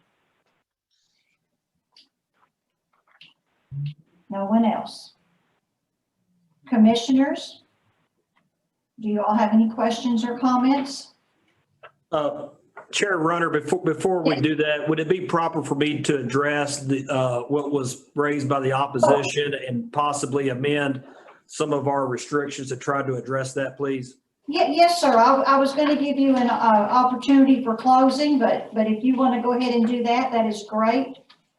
So I guess the first thing, by way of a question, Rachel, do you know how far away the Tartar property is that you've heard about, that we've heard about? I don't. I can go measure real quick and report back here in just a second. It is located to the southern side of the school, correct? Yes. So if we're starting at the schools, we have the Tartar property, we've got the Stewart Farm property, then we're going to get to the park, and then we're going to have our property, correct? Yes. Okay. So commissioners, there was some reference about the Tartar property having a minimum of 1,300 square foot homes. So in our DPCs, I want to go to number 5. And I want to amend that from 1,200 square feet to 1,350 square feet, heated and cooled space. And I would like to also amend number 5 to redact 1 and replace it with 2, so that every home will have at least a 2-car attached garage. With regard to Miss, and I'm afraid I'm going to mispronounce this, but I think Miss Dreher, Cheney Dreher, I think her home is on the screen here. I would like to include in DPC number, what makes sense here? Probably in number 12. In number 12, that the developer will plant evergreen trees along any property line common with Ms. Dreher. I think there are 2, to her side and to her back. If you look at the concept plan, Rachel, can you show that to me, please? I think she acknowledged our agreement to rework this so she did not have backyards in her side yard. You can see that under the concept. I think she will only adjoin 1 lot to her rear, which will be the rear of that lot as well. But we'll plant the evergreens along her side, common with the retention area and the green that's shown, and then in the back of the other lot. One that from the front of her house back. It looks. And then Ms. Lunsford, to address her concern, I would point to the commissioners. Basically, her concern was, is this neighborhood going to cause the ongoing operation of Cheney's Dairy Farm that obviously works in conjunction with their restaurant and their other commercial business? But I think she was not talking about the commercial aspect of it, but the ag aspect. Is this going to cause a risk to them? And so for the commissioner's benefit, I would point you to KRS 413.072. And maybe Mr. Moore can chime in on this, but that's what's commonly referred to as the Right to Farm Act in Kentucky. It was passed, I think, in 1980. And in a nutshell, what that law says is that an existing agricultural business or practice cannot be claimed to be a nuisance when it is developed around. So if you have an existing agricultural practice and operation, for all intents and purposes, you're grandfathered from being claimed a nuisance, if that makes sense. But in addition to that, I want to offer a new DPC number 16, which will bump number 16 to 17. And the new 16 will read that the developer shall include as a deed restriction notice to all buyers that they are purchasing in a subdivision that is across the street from a current and operating dairy farm operation. And then in the new 17, Jessica, Rachel, I would include this new 16 as a DPC that will become a plat restriction. So it'll be reflected on the plat as well.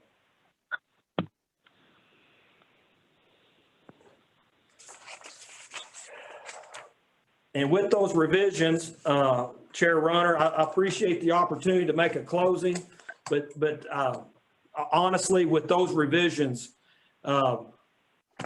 we are below the more dense neighborhoods in the area, and I do believe the Tartar property that is just just so close to us has got to be considered in the area, as does the Stewart Farms, as does the Crossroads commercial property, as is the Cheney commercial property, as is the Stewart Farms commercial property.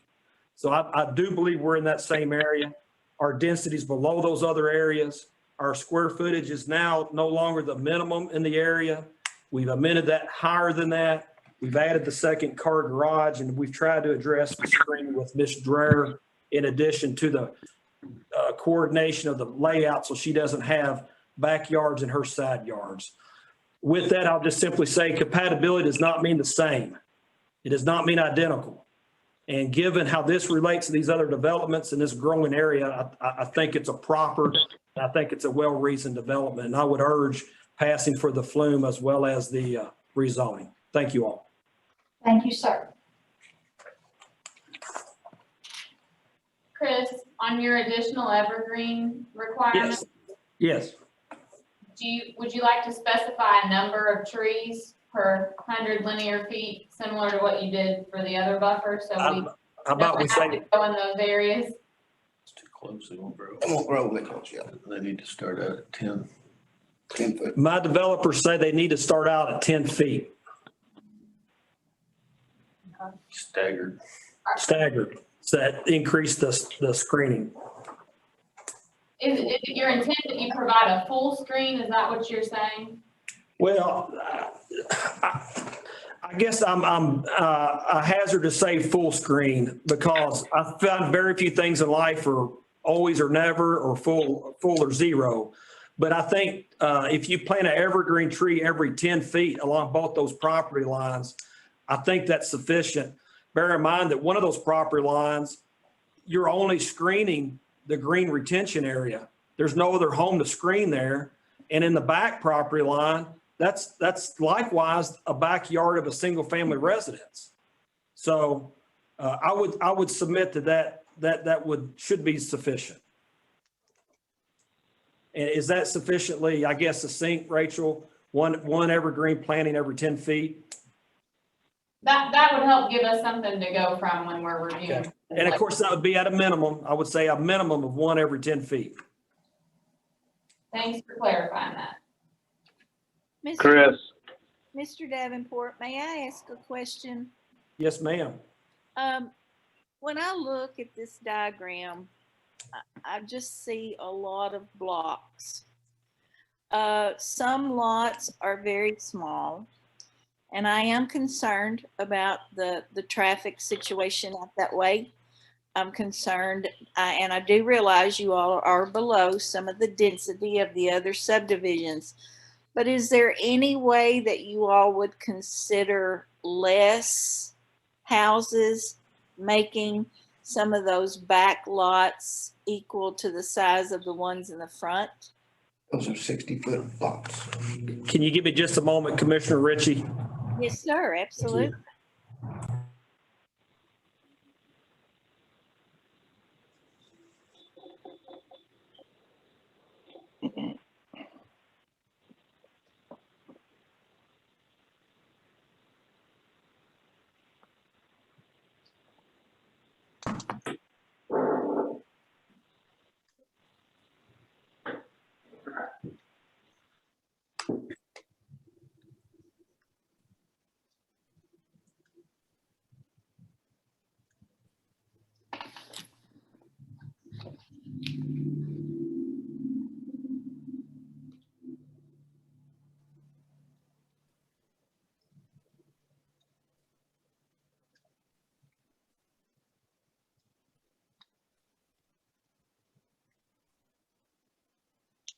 It's bigger than a piece of paper.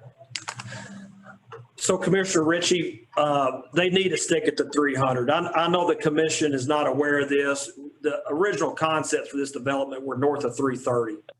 And you know, and I know that you could say, well, you can start with any number and take something away. It doesn't really mean you're conceding anything, but it was brought down to get it as low as we can get it density wise, at knowing the materials we were going to have in it. And of course, we've added another 150 square foot minimum. We've added some exterior facades and another garage tonight too. So if we can't get those number of lots economically, it's probably not going to work. You're not going to be able to get the price point that you want. I appreciate your answer. Thank you. Thank you, ma'am. Any other questions for commissioners or any comments from commissioners before I call for motion? You know, Chris, we look at these things and a lot of times we make you guys change things that we'd like to see. So I will commend you on raising your square footage and some of the things y'all done here at the end. I think that's the right thing to do for a neighborhood like this. Thank you, Commissioner Volker. Nothing else? I'll call for a motion. The first will be concerning the Bloom amendment. Make the motion to approve the proposed future land use map amendment docket number 2021-12 Flume based upon testimony and documents presented as public hearing. Proposed Flume amendment has met the directive to amend the Flumes outlined in LU 114 in the comprehensive plan. Further request this motion include the summary of evidence and testimony presented by the witnesses public hearing. Thank Second. you, sir. Thank you for the second. Commissioner Warren, Yes, ma'am. Commissioner Blackburn, Yes, ma'am. Commissioner Clark, Yes. Commissioner Gay, Yes, ma'am. Commissioner Graham, Yes, ma'am. Commissioner Ritchie, Yes, ma'am. Commissioner Starks, Yes, ma'am. Commissioner Unseld, Yes, ma'am. Commissioner Volkert, Yes, ma'am. Chair Runner. Yes, ma'am. The motion carried. And so now we will consider the zone change request. I will ask for that motion, please. Make the motion to approve the proposed zoning map amendment together with and conditioned upon the general development plan docket number 2021-26Z County based upon the testimony and documents presented as public hearing. Proposed zoning map amendment is consistent with the adopted Focus 2030 comprehensive plan as demonstrated by its compliance with the objectives and action items presented in this staff report.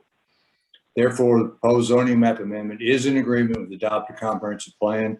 Further request that this motion include a summary of evidence and testimony presented by the witnesses public hearing. Thank you, sir. Second. And we have a second. Thank you.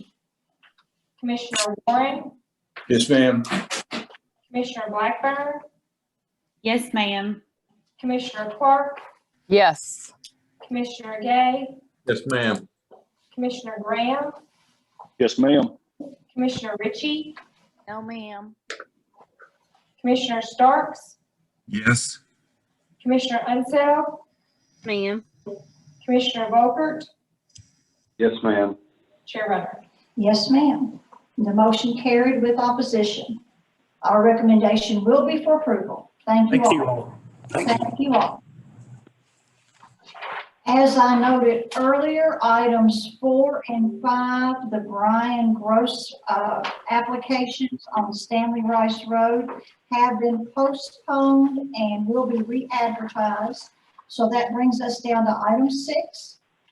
Docket number 2021-29Z County Skees Development Group LLC has filed an application to rezone tracts of land containing approximately 31.02 acres located at the end of Skees Road at 608 Skees Road from agriculture to planned unit development with a general development plan. And we will hear the staff report now. Thank you, Chair Runner. So we're gonna move up the road just a little bit. The property Chair Runner just described, which is outlined in yellow here. That property is currently zoned agriculture, current use is agriculture. We just kind of looked at the surrounding area. You got your school there, the park, agricultural uses, some properties under development in the area, some commercial, single family residential, et cetera. This is in the low density residential future land use map category. And there's a density map which we can look at if we need to later on, but I'll bring up the concept here. The applicants this evening are requesting to develop the property with a maximum of 69 single-family residential lots and a maximum of 70 attached single-family residential dwelling units. This property looks familiar to some of you. We talked about Stewart Farm this evening, and that was rezoned in 2017, which is just to the kind of the west here. With that number of dwellings, the proposed density would be 4.48 units per acre. Staff has noted in the development history that there were variances regarding the proximity of the existing cell tower to the proposed property lines and future residential uses. Those were approved by the Board of Adjustments in 2018. Staff has also noted that there are portions of the southern and western property lines that contain mature trees. Sinkholes are known to exist in the vicinity, and a portion of the property along the north side may contain wetlands. I will note on page 2 regarding transportation infrastructure that Skees Rd, upon which this property has frontage, is 11 feet wide, but the property will have access to the National Road through the adjacent Stewart Farm development and then connect to Round Vale Avenue. So just wanted to note that. We'll have something else about that in just a second. I'll also note on page 3 regarding pedestrian, bicycle, or transit facilities, sidewalks are required within the proposed development on at least one side of new public streets. Applicants have not indicated that the attached single-family portion of the development to be served by private travelways and sidewalks. Moving down to the traffic impact study, this required consultation with KY and the County Public Works Department. Transportation Cabinet did not require a traffic impact study or any improvements. Warren County did not require a traffic study in lieu of a commitment from the applicants for the following improvements. Number 1, access to Skees Road from the proposed development shall be prevented by means such as removal of existing stone drive and or replacement of barricades or gates. And should such time as a connection to Skees Road be desired, a traffic impact study or road improvement is required. The applicants committed to these items in Development Plan Condition number 7. And going on to the Development Plan Conditions, I'll just kind of summarize those. If you have questions, we can certainly go back over them. Numbers 1 and 2 deal with the number of lots, which we talked about just a second ago. Number 3 deals with size and materials for the detached residences. Number 4, the size and materials for the attached residences. Number 5, utilities. Number 6, street lights. Number 7, access, which we just referenced. Number 8, sinkholes and trees. And number 9 deals with development plan conditions 3 and 4 becoming private restrictions. The Focus 2030 category review, we have 18 items, 6 of which comply or generally comply, 11 of which may comply, and 1 of which does not comply. The ones that fall under may comply or do not comply. LU-113, the Planning Commission should determine the proposal is compatible with the area. LU-2 and LU-2-1, if the proposed development is a high quality development that includes design standards tailored to protect the character of the area. LU-211, the proposal does not comply with this as the applicants did not address increased open space within the proposed development. 214, PR-17, NCR-116, Planning Commission should determine if their commitment involving the trees is sufficient. LU-231 and 2R1, TR-21 that generally comply, that's about the access. LU-29, this body should determine if the proposed development is in keeping with the character of the Rich Pond community. HN1, HN13, if the proposed development will maintain or improve the existing character and pattern of development in the area, and if it will strengthen existing neighborhoods and districts. And HN21, HN4, if the location of the planned development is suitable for the proposed housing type, and if the proposed residences are believed to enhance the array of housing options available in the area. So that's all I have for the summary of the staff report. Like I said, we can go over any of those things in more detail if you'd like, and applicants are with us as well. So I'm happy to answer any questions. Thank you, ma'am. Commissioners, do you have any questions?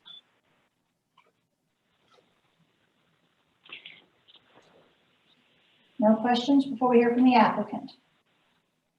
And we'll go ahead and hear from the applicant, please. Good evening again. This is Chris Davenport again. I have Mr. Williams seated to my right, who's the developer of this property. One housekeeping measure, Rachel and staff, I need to add a sentence to DPC number 7, a new second sentence that would read, access to the existing cell phone tower shall continue from Skees Road until such time as the new roadways are usable. And let me just explain why I'm adding that. On Obviously, there's an existing cell phone tower you see there in red. There's a lessee and an operator of that tower. And I've been communicating with their representative about this application, making sure that we're good neighbors and everything is copacetic with them. When they saw the language that there'd be no access from Skees Road, they just wanted me to clarify that that's prospectively. So this development will not have access to Skees Road, but until we get this place built, they will need to continue to have access from Skees Road for the cell phone tower, just like they currently do. So I know I talked to staff about that in the last week. I just need to add that as a DPC or to DPC number 7. With that said, this is a stone's throw away from the property we just talked about. So I would submit that those density arguments and those density measurements we talked about are pretty applicable here, or very applicable. This property adjoins the Stewart Farm subdivision that has that density of something north of 5 to it we talked about. Our density here is proposed at 4.45. This project has basically two types of single family residences. We have the detached, which are conceptually shown here in the yellow. Those would be the detached areas. Those single family homes, I think we're at 85% brick, stone, et cetera, with minimum square footage of 1,400. So, I mean, really, we're in the same basic area of the last hearing we just had, comparable to the Tartar property at 1,300 square foot as well. The attached single family dwellings are what's contemplated here, and I guess I'll call that the lavender sections. Those have minimum square footage of 1,200 and the same facade requirements as the single family detached. So a high percentage of brick, hardy or stone, with vinyl being allowed in the soffits and the eaves, I think is what the DPC reads.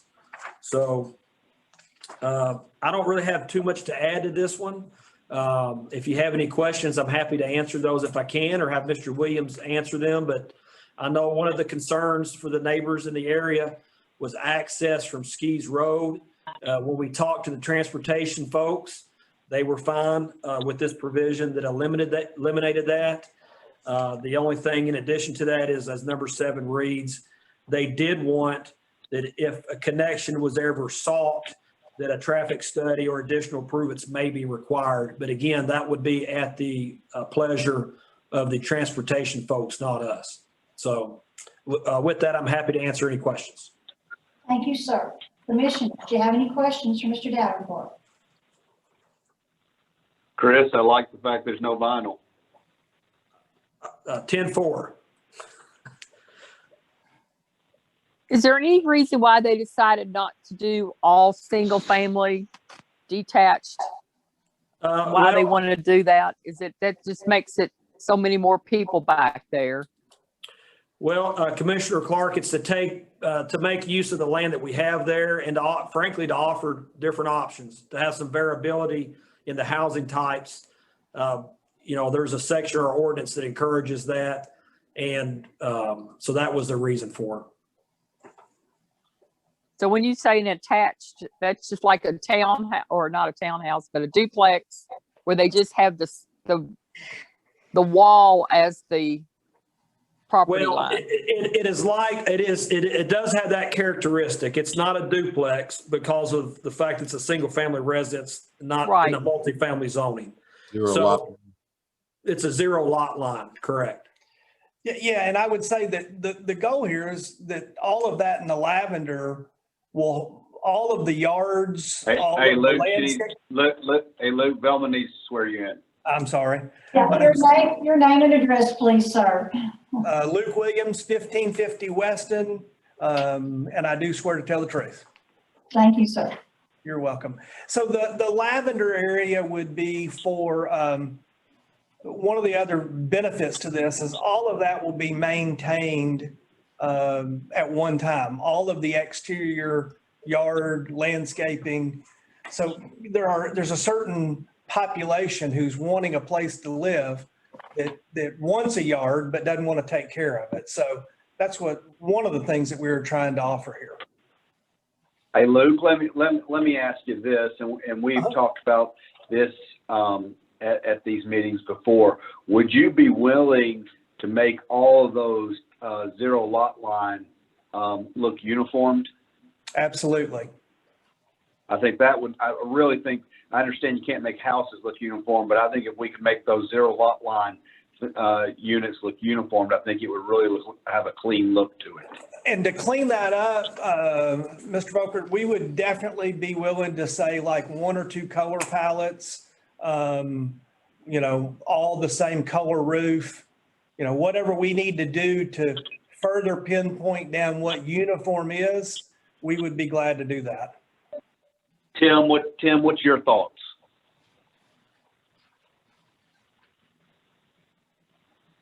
Sorry, guys, I was muted there. With regard to being uniform, I would be open to clearly roof. Let me ask the one final question before I answer that. Do you already have plans laid out for this, home plans? Pretty close, yes, sir. And that's why you'll see that we pretty much have used the same footprint on each one of those. And it's kind of my understanding, this is my very first time doing a PUD, sir. So it is my understanding we got to kind of pretty much stay inside of what we're showing here for that PUD based on final engineering and drainage and whatnot. So the builder that we're working with has got a couple different floor plans that the concept would be, you know, we're taking this from a development somewhere in Austin, Texas, which is similar to Destin, Florida, and that where it's all very uniform, very consistent, you know, all built by the same builder, built out. Okay, so I think we could do completely uniform. Where if you're talking about like some of those developments down in Destin and Clearwater and I think it's Watercolor, I should say. Yes. For example, one of those. Help me with this. The one that's all white. What's the? I can't recall the name of it, but. Would you be comfortable doing uniformity throughout, or are you looking for a selection of, say, 2 color palettes? I would think 2 color palettes would be more appropriate, and then all the same roof color would be kind of what we would think.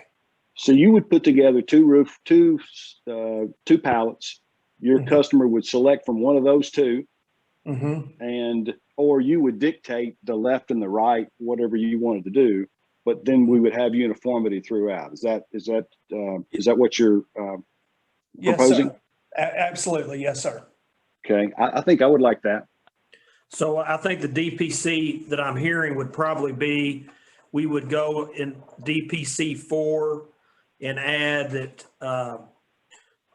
each single family attached structure will be constructed utilizing no more than 2 color palettes with uniform roof color. Yes. Agree. Okay. So these are going to be 1 story with a garage on each side, right? I think they would probably be 1.5 stories or 2 story potentially. To get the, you know, our square footage where we need to be, I don't believe we could get it all on 1 level. Chris, I don't know if you represented this one or not, but this looks very, very similar to the Tarter property. Is this exactly the same thing? You know, they called them twin homes, I think. Yeah, I did not represent Mr. Tarter on that. I was present at that hearing for other purposes, but you know, I can't say I was digesting it all because I didn't really have a dog in that fight. So, okay. It's pretty close. These are sold individually. Am I understanding that correctly? Yes, correct. Yes, okay. sir. So and will it's got it a have parting wall, correct? Commissioner, Yes, sir. The difference between the Tartar development and this development is that those were twin homes where each of the units or residential units and the land with that unit were being sold together versus in this case, it would be only the footprint of the units that are essentially condoed and sold, and then the surrounding land would be common space. I see. Okay. But the structures are very, very similar. Is that correct? Correct. In fact, when I submitted this application, the term twin homes was rampant throughout. And when I got it back from staff, it looked like someone had bled all over all of the things that submitted with all the red ink when they told me to take that out. So You stand corrected. Is there a homeowners association that takes care of this property? Yes, or does ma'am. the Correct. There'll be a condominium association that takes care of those common areas in the yards. so each owner will have to belong to that? Correct. Is that in the not binding elements but our conditions? That'll actually be taken care of whenever the condominium plats are platted, is my understanding. So, at least that's my understanding. The term condominium kind of has probably some unique legal features about it that we don't always appreciate when we use it. But, we see a lot of times in what may appear to be a large 10-story building where you have a condo, and in those instances, the common areas may be the hallways and those other things. Here, the common areas will be the grass and the areas that exist outside those structures. Chris, just to satisfy my own curiosity, could I get staff to chime in here? By the developer using that term, the condominium, is it accurate that we don't need to point those shared grounds out in the plan development conditions? Commissioner Graham, I think, and this is probably our oversight, there's also a written narrative or a written concept that goes along with the PUD, and it is not in your packets. Oh wait, no, it is. It's on page 13. And so there are, I think there are references somewhere, I thought in here, to some of those maintenance items. Let's see. That's correct. Thank you, Rachel. The single family attached structures, the two unit structures we're talking about shall be divided by way of a condominium plat. So that narrative concept plan in a PUD is binding as well. So thank you, Rachel. I've forgotten that as well. Yes. So just for clarity, that's recorded and binding, correct? It's on page 13. That'll be recorded as part of the development plan conditions. Great. Thank you.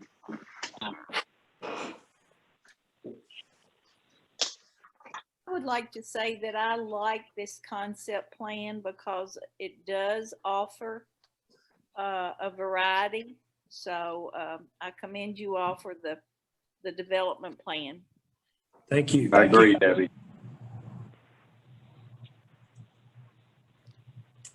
Do we have any other questions? Do we have any opposition to this request?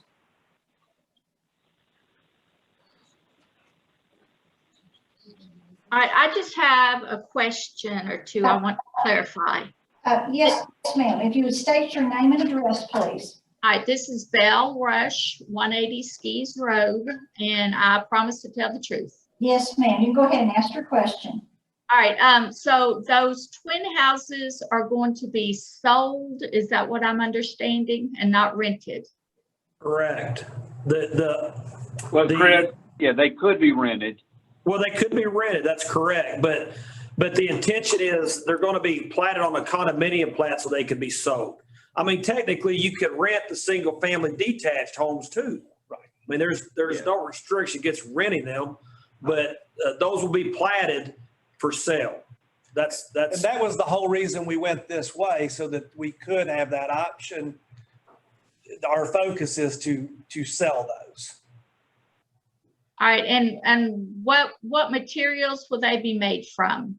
All of every unit, single family and the twin or condominium homes will all be brick, stone. Yeah, I'm sorry. EVs. I spoke earlier about 80%. That's not what the DPCs require. Completely stone or brick foundations, no block foundations, and then the facades are brick, stone, or cement board. Vinyl siding is only allowed in the soffits, casings, or eaves. Okay, and I want to ask about the barrier to Skees Road. Is that going to be like, what type barrier is going to be there?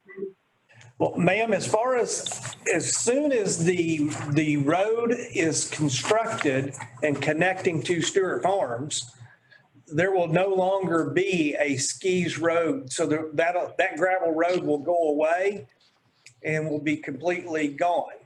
The only thing that will be there is grass because there's still some utility lines that are in the ground there. Right.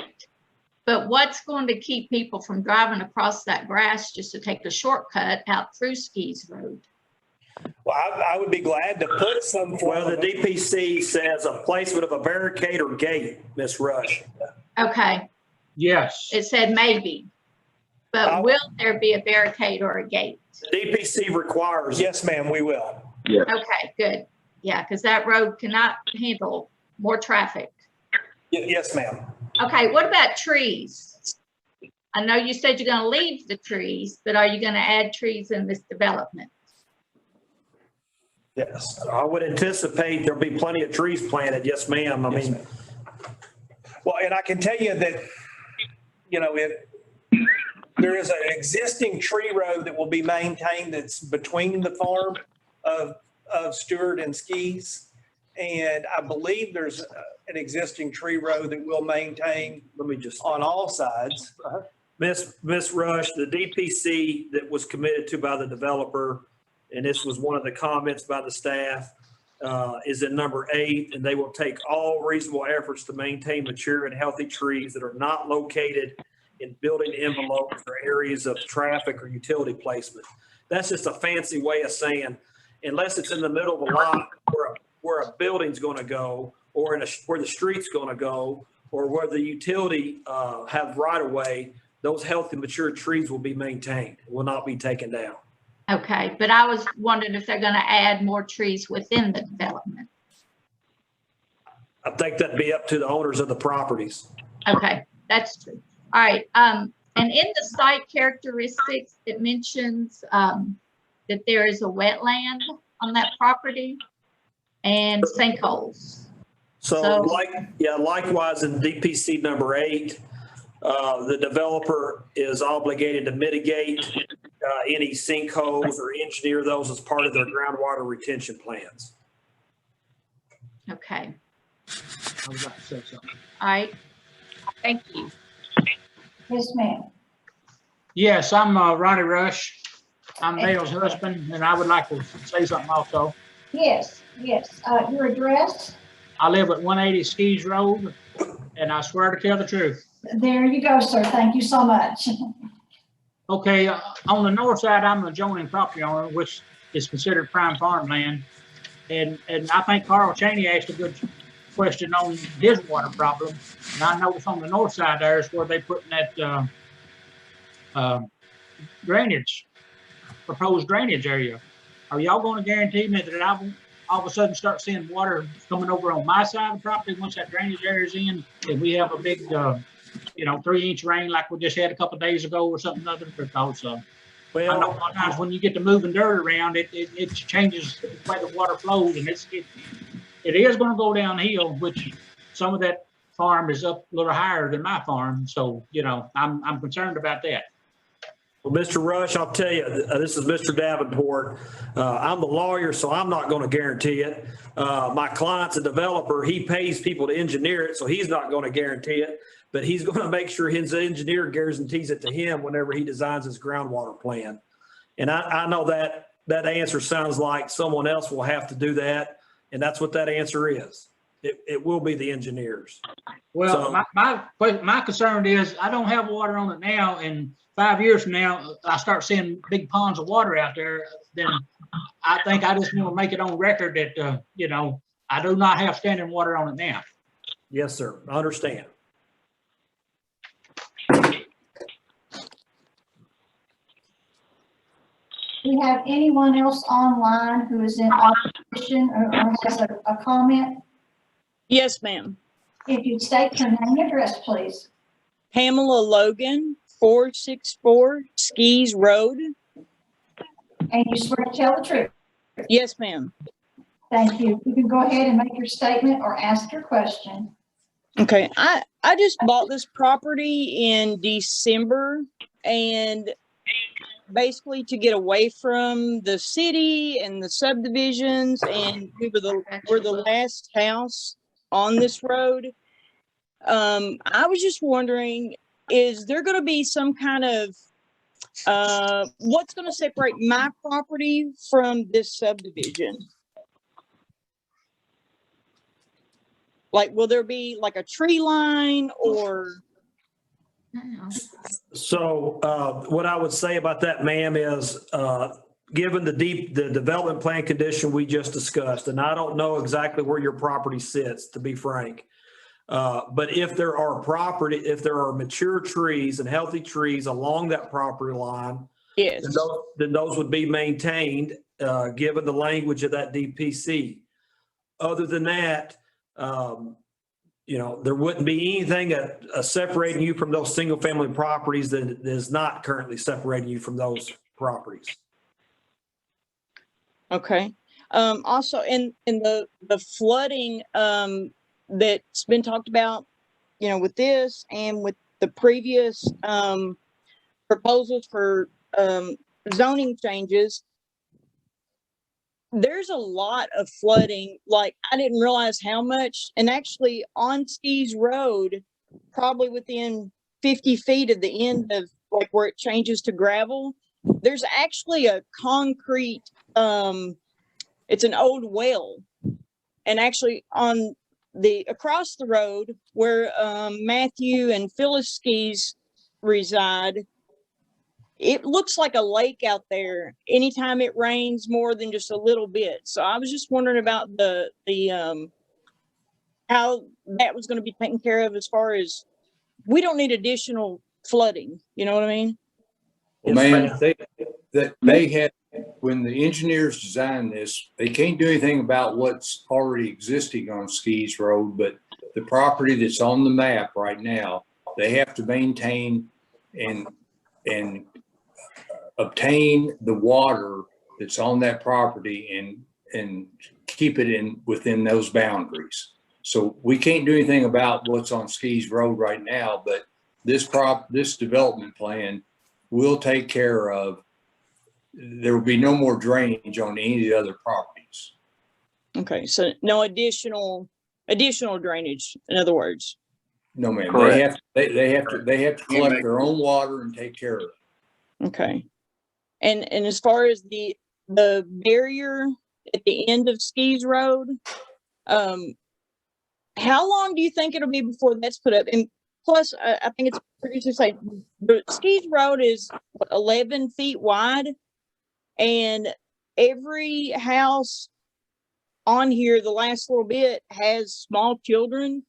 So I was just wondering how long it would be before, like, something's changed to put a barrier where people or even construction workers aren't coming through here. Well, there'll never be any construction coming through there, because that's not going to be allowed under their DPC. That will be barricaded as soon as the streets are built and the cell phone tower has access through those streets, as opposed to Skees Road. Okay. Phones are built. Yeah. Okay. All right. Thank you. Thank you. Do we have anyone else that would like to make a statement or ask a question? Yes, my name is Raylan Franklin. I'm at 8831 Spartan Street, and I swear to tell the truth. Thank you. Yes, we moved into this home here in February of this year with the unknowings of all this that was going on. We've already sat in a hearing within a month of moving in that they want to potentially put a roadway going from Nashville to 65 right beside us, because we live at the very end of the road and right off of Roger Bale, where all the traffic would be coming through. And with us not having already our own development completely full, we have enough traffic going through here. And to add 139 more homes of traffic with no other outlet is going to make it impossible to come here. That's one of my concerns. Secondly, is these are 1,800 square foot minimum homes. You're talking $250,000 homes going down to potentially rentals of 1,200 to 1,400 square feet. When we already had talked earlier about 300 homes about half a mile away being in the 1,400 range. And we have the Tartar property on the other side that's being developed of 1,300 that we're in the middle. People came here to live in a development where they could afford and have a home where they're not going to be worried about the next house beyond them, because literally across the street behind our neighbors is where you're going to have $1,200 homes, right in our townhomes or whatever you want to call them, right next to 1,800 square foot homes with maybe an existing tree line that may stay or may not stay. That's a concern for my neighbors and I who have had discussions. I can only speak for myself on here at this point in time, just knowing the discussions we've had. But that's adding a lot to this development already. And we're not even done developing our own area. And we do have a lot of kids who play around here too. We do. And, you know, so we're adding another 130 plus, like I said, cars minimally coming in and out of here. We already have trucks rolling in and out of here all day, every day. And like literally today, I almost couldn't even get around the corner because Stewart Farms Avenue does not butt straight up to Roger Bale. You have to zig a little bit. And for me to go out my property to get out of Stewart Farms, the people coming in and doing all this work and doing all this stuff are already filling up our streets. I mean, I just don't know how we're going to take much more when we're already starting to get congested. Plus the idea of we're concerned our property values are going to be decreased because of the fact that you have a size home back here that are going to be a lot of rentals. We don't want a bunch of rentals. When we moved into this area to be in an area where people put pride in a more expensive home. Thank you. Thank you, ma'am. And this is Belle Rush again. I would like to say one more thing about the traffic, and I know you all hear this all the time, but in this area, you have South Warren High School and South Warren Middle School, which is one of the biggest schools in the state of Kentucky. It's one of the biggest school campuses in the state of Kentucky. And then right across the street from South Warren Middle, you have Rich Pond. We cannot even get out our road already. When school is starting and in the afternoon when school's getting out, it is horrendous. Traffic is backed up all the way down Three Springs Road, all the way down Nashville Road, all the way down 242, Nashville Road in both directions. It's horrendous already. But I know you all hear about traffic all the time, but you do have a unique situation here where you have 3 schools in a very close proximity. Yes, ma'am. Thank you. I would like to talk also, please. This is Ronnie Rush again. Yes, sir. And I guess this is a question going to Luke Williams. I noticed he's going to do it in 2 phases. What kind of time frame are we talking about, like on to have phase 1 completed before you start phase 2? We would like to try to get phase 1 in this year and calendar year 21. And then try to do phase 2 in probably about a year from then, late 22, early 23. So you're going to move fairly quickly on this then? Yeah. Yes. Okay. I mean, with the housing demand is driving that right now. Yes, sir. We intend to move very quickly. Okay. Thank you. Thank you. You're welcome, sir. Thank you. I think we've gotten everyone.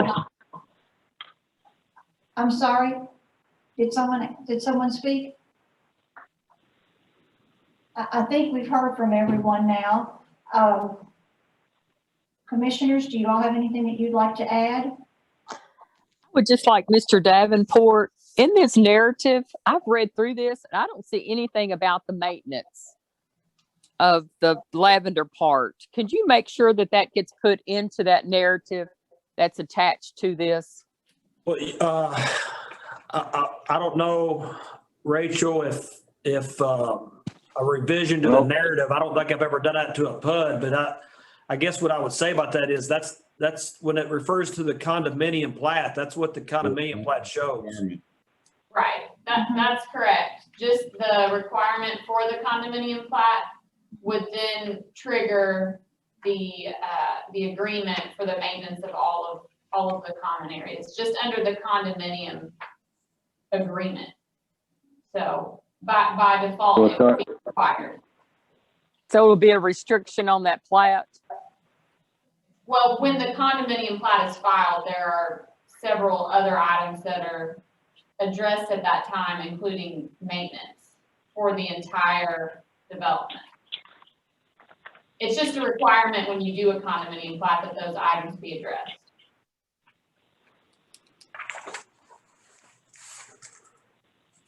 So I guess what I'm saying is there's no need to put it in the narrative because it's already required. We're willing to. Okay, that's just a concern because, okay, if you're guaranteed that it'll be there, then that's fine. It will be there, and if I might just add on a condominium plat, if you think of it this way, so you own, let's just say there's 100, I didn't count them, but let's say there's 100 of those. You own your footprint, but then you own 1/100th of all the rest of that property also. So that is your responsibility as a homeowner. So when you do a condominium plat, all that has to be described on the plat. It'll also be described in the deeds as well. So I think it's sufficiently covered. Okay, thank you. Thank you all. Do we have any other comments or questions before I call for a motion? Chairman, I have one more thing. Yes. About the barricade or the barrier that was mentioned. I think it was stated that there would be a barrier installed, but the development plan condition under the current wording does not require that. It requires either that the gravel be removed or a barrier be installed. So if it's the intent that a barrier be installed, I don't know if we need to clarify that. Yeah, which number is that, Rachel? That is number 7. Let's just get rid of or. It says and or, so let's just get rid of or. Get rid of the backslash or. Thank you.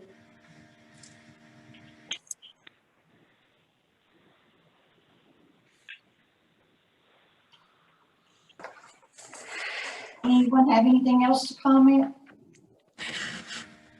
Mr. Davenport, Mr. Williams, this is Rick Starks. A moment ago when we were talking about the palette, the colors, I heard the white mentioned. What is there, do you have in mind what the other color might be that would run out that 2-color scheme you're talking about?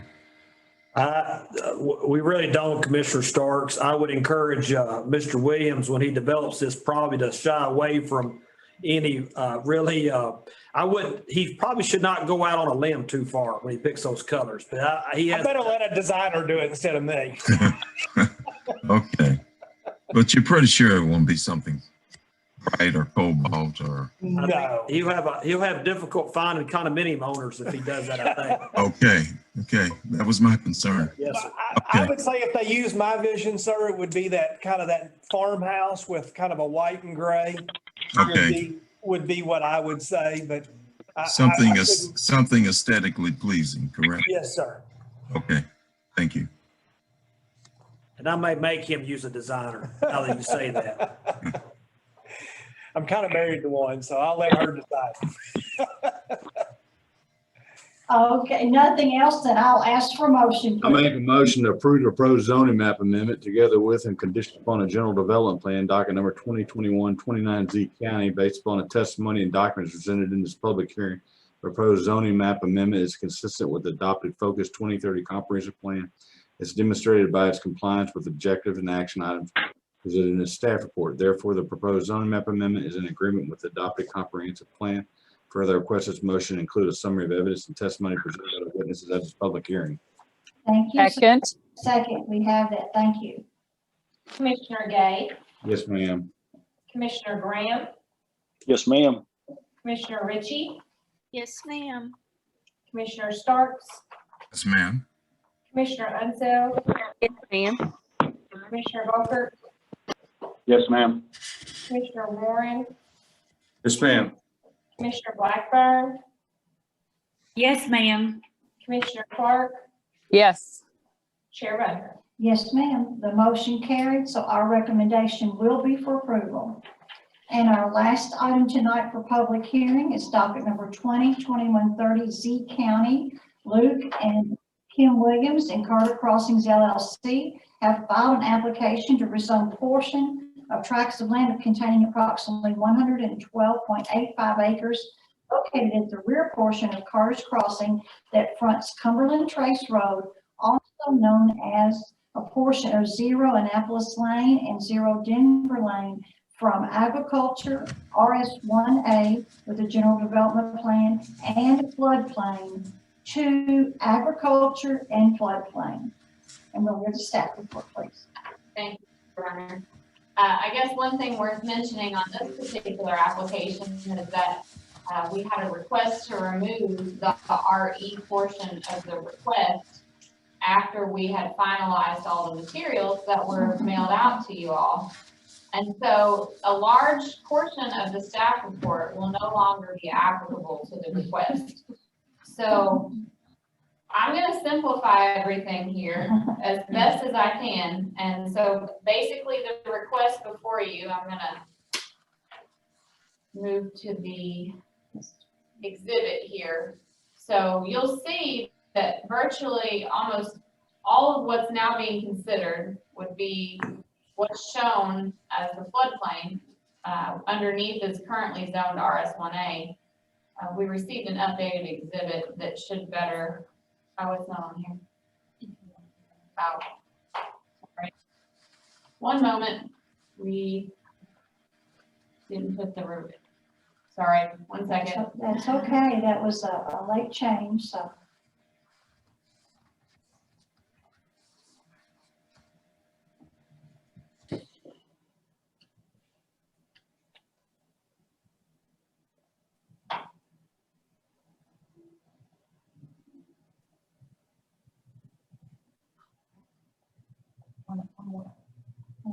Yeah, there you go. That's it.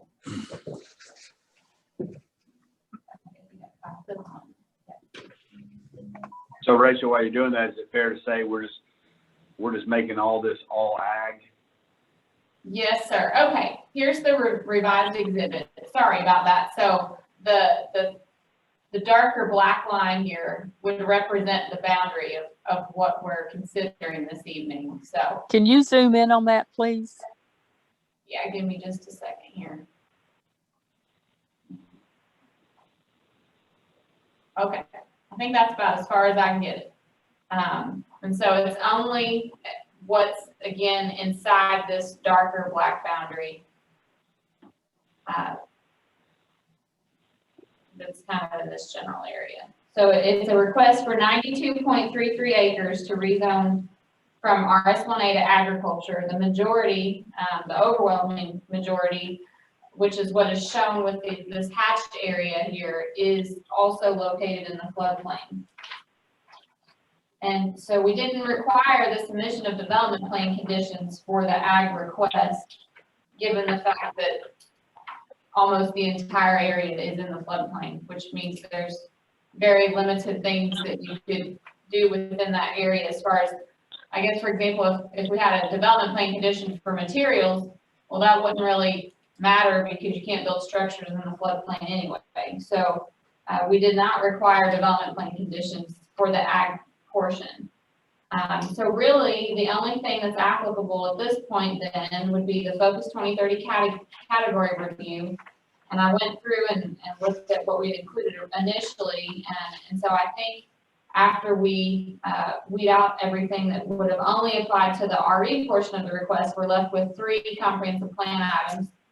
The first 2 being LU 1.1.1 and 1.1.2, which relate to the future land use map. And the future land use map designation for the property in question, or the portion in question now, is both low and moderate density. And so the planning commission should determine if the proposed agriculture zone and a lesser density is appropriate in this location, given those designations. And then last, LU 1.1.3, which is our compatibility item, the planning commission should determine if the proposal is compatible with the surrounding area. So that's really all there is to present for the staff report. Well, I know I always say, I mean, so this is really a downgrade. It would be considered a down zoning from, yes, from single family to agriculture. I mean, So why would we do that? We fight every week about taking ag land to houses. So this is really the opposite. We're just taking all this to ag land. Yes. So it can be farmed, basically? Yeah, if it's rezoned to agriculture, then the uses permitted would be according to the zoning ordinance in Article 5. So uses that are permitted in ag would be then permitted on this property. Do we have any opposition to this? We'll ask that. Do we have any opposition? Do we have anything the applicant would like to add? Chair Runner, it's been a long night. Believe it or not, I don't like to hear myself talk. I think people would probably wager that, but if I don't think I have anything to add. Thank you. Thank you, sir. No opposition? No questions? Then I'll call for a motion, please. Make the motion to approve the proposed zoning map amendment together with and condition upon a general development plan docket number 2021-30 Z County. Based upon the testimony and documents presented in this public hearing, the proposed zoning map amendment is consistent with the adopted Focus 2030 comprehensive plan as demonstrated by its compliance with objective action items presented in the staff report. Therefore, the proposed zoning map amendment is in agreement with the adopted comprehensive plan. Further request this motion include a summary of evidence and testimony presented by the witnesses at this public hearing. Second. Second, we have a second. Thank you. Commissioner Day? Commissioner Graham? Yes, ma'am. Commissioner Ritchie? Yes, ma'am. Commissioner Starks?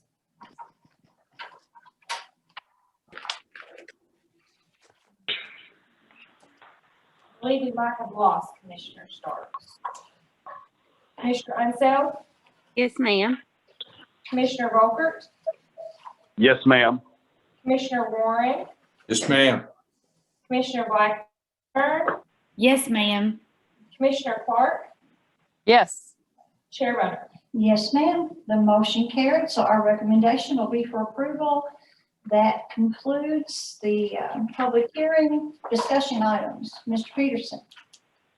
Just a couple things. First, for those of you that have not heard, this is Jessica's last planning commission meeting. She is moving on to what we all hope for her is bigger, better things for her. And so we wish her well. Very much appreciate working with her over the past few years. Been a great employee, and we're going to miss her. So I know you all will wish her well as well. And hopefully maybe we can get her to come back every now and then and see us. So we do wish her well. For the June 3rd Planning Commission meeting, we only have potentially one item on the agenda. It might be a somewhat controversial item, and we'll try to figure out some of that and gauge that. But I would like to get thoughts on possibly having that in person, depending on, I guess, public, which we can't predict obviously, but public turnout. for that item. We just have that one item. We could ask them to move that item, but it would be rehearing the one that was postponed tonight. But I think it would be good to see everybody, see each other again. And then we might also have that opportunity, depending on how long that case ran, to discuss some of the kind of upcoming changes that we anticipate to the Planning Commission board, as well as maybe get some of the other administrative items taken care of and talked about. So just want to get your all's thoughts on that. And then I'll say one more thing and just listen, is the idea for that is if we met at City Hall or even here in our office or possibly at fiscal courtroom, gauge your feelings on setting together like you would if it was normal times, all 12 of you in the semicircle with staff up there, and letting the public do the social distancing out in the audience. So I just want to want everybody to feel as comfortable as possible, and just want to get your all's thoughts on any of those ideas. If we can pull it off, still can't promise nothing at this time. But I'm good with it. I'm good. I've had my vaccine and I'd be good with it. I have no reservations, so I'll defer to anyone who does. Yeah. I'm fine with it too. I'm okay with it.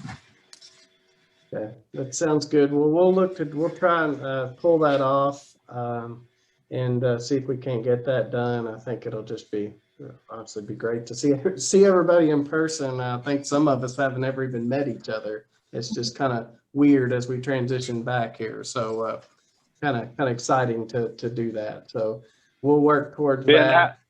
Go ahead. How many items do we have on the next meeting? 5. Too many to try it next meeting. Okay. Plus, I think we've already advertised. So that's kind of our challenge here, is we kind of do our deadlines 30 days out, and then we do our advertisements 2 weeks before. So we kind of have to try to plan a month ahead. Okay. But ideally we do that, and then hopefully they'll lift some more mask mandates and social distancing things between now and then. But we always have to wait for that. And the one that was postponed tonight, will it be on the next meeting? It'll be on the June 3rd. Oh, okay. So that's the meeting I'm talking about. I get Jessica or whoever is keeping up with it at this point. I assume that's still the case. We only had that one item. We didn't get anything else. That's correct, sir. Okay. So that's what we'll shoot for, and we'll see if there's some administrative items that we can discuss and maybe figure out between now and then. Now, will we go back to 6 o'clock, or will we stay at 5 o'clock? Excellent question. I don't know yet. Do you have? I believe that if we're meeting in person, that we should not meet any earlier than 5:30. Because we have to, it's in the KRS that we have to meet outside of normal working hours.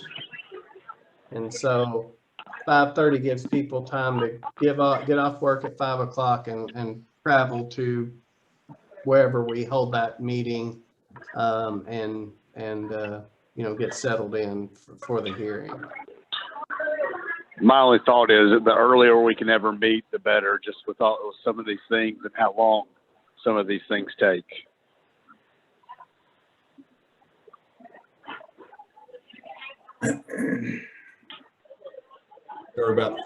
I would second that concern. I do realize that you have to be accommodating, but yeah, the earlier the better.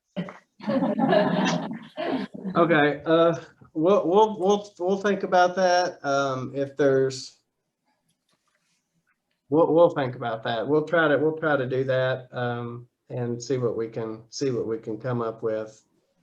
This other the development that was postponed is up, just outside of Smiths Grove, too. So if we're required them to come to Bowling Green City Hall in person, they might, again, that's kind of, we gotta make sure we have ample travel time. That's why just 5:30 is kind of that comfort level for me, but of course we'll do whatever you all ask us to do. But 5:30 or 6 would probably be the better choice in my opinion. Would 5:30 work for you all if we did that? Sure. Yeah. I mean, I think that's better than 6, so I'm all for it. Yeah. Okay. Well, we'll shoot for that then tentatively. If something changes, of course, we'll let you know, and we'll have another meeting between now and then anyway, so. One more thing, Ben. Yes, for sir. those that are on the personnel, and Megan has sent the notification out for our meeting on May the 20th, which is a Zoom meeting that starts at 5. We will have a personnel committee meeting starting at 4 that afternoon for our personnel evaluation. So those that are on that committee, you've received a notification, but just as a reminder. Thanks, Dean. Yeah, and just Sounds good. just the other things. So some of the things I was looking at that we need to figure out is nominating committee, especially with then Velma exiting on the second June meeting will be her last meeting. So we'll need to get together a nominating committee to think about that. And then of course we've got the joint agreement amendments that are in the process of being heard and considered now by the legislative bodies. Bowling Green's had their 2 readings. I don't think anybody else has yet, but they are scheduled mostly this month for first readings. So we'll have to figure out that transition as well as we move along this next month or 2. So some things to touch on. Anything else? That's all I have. Nothing else? Then meeting's adjourned.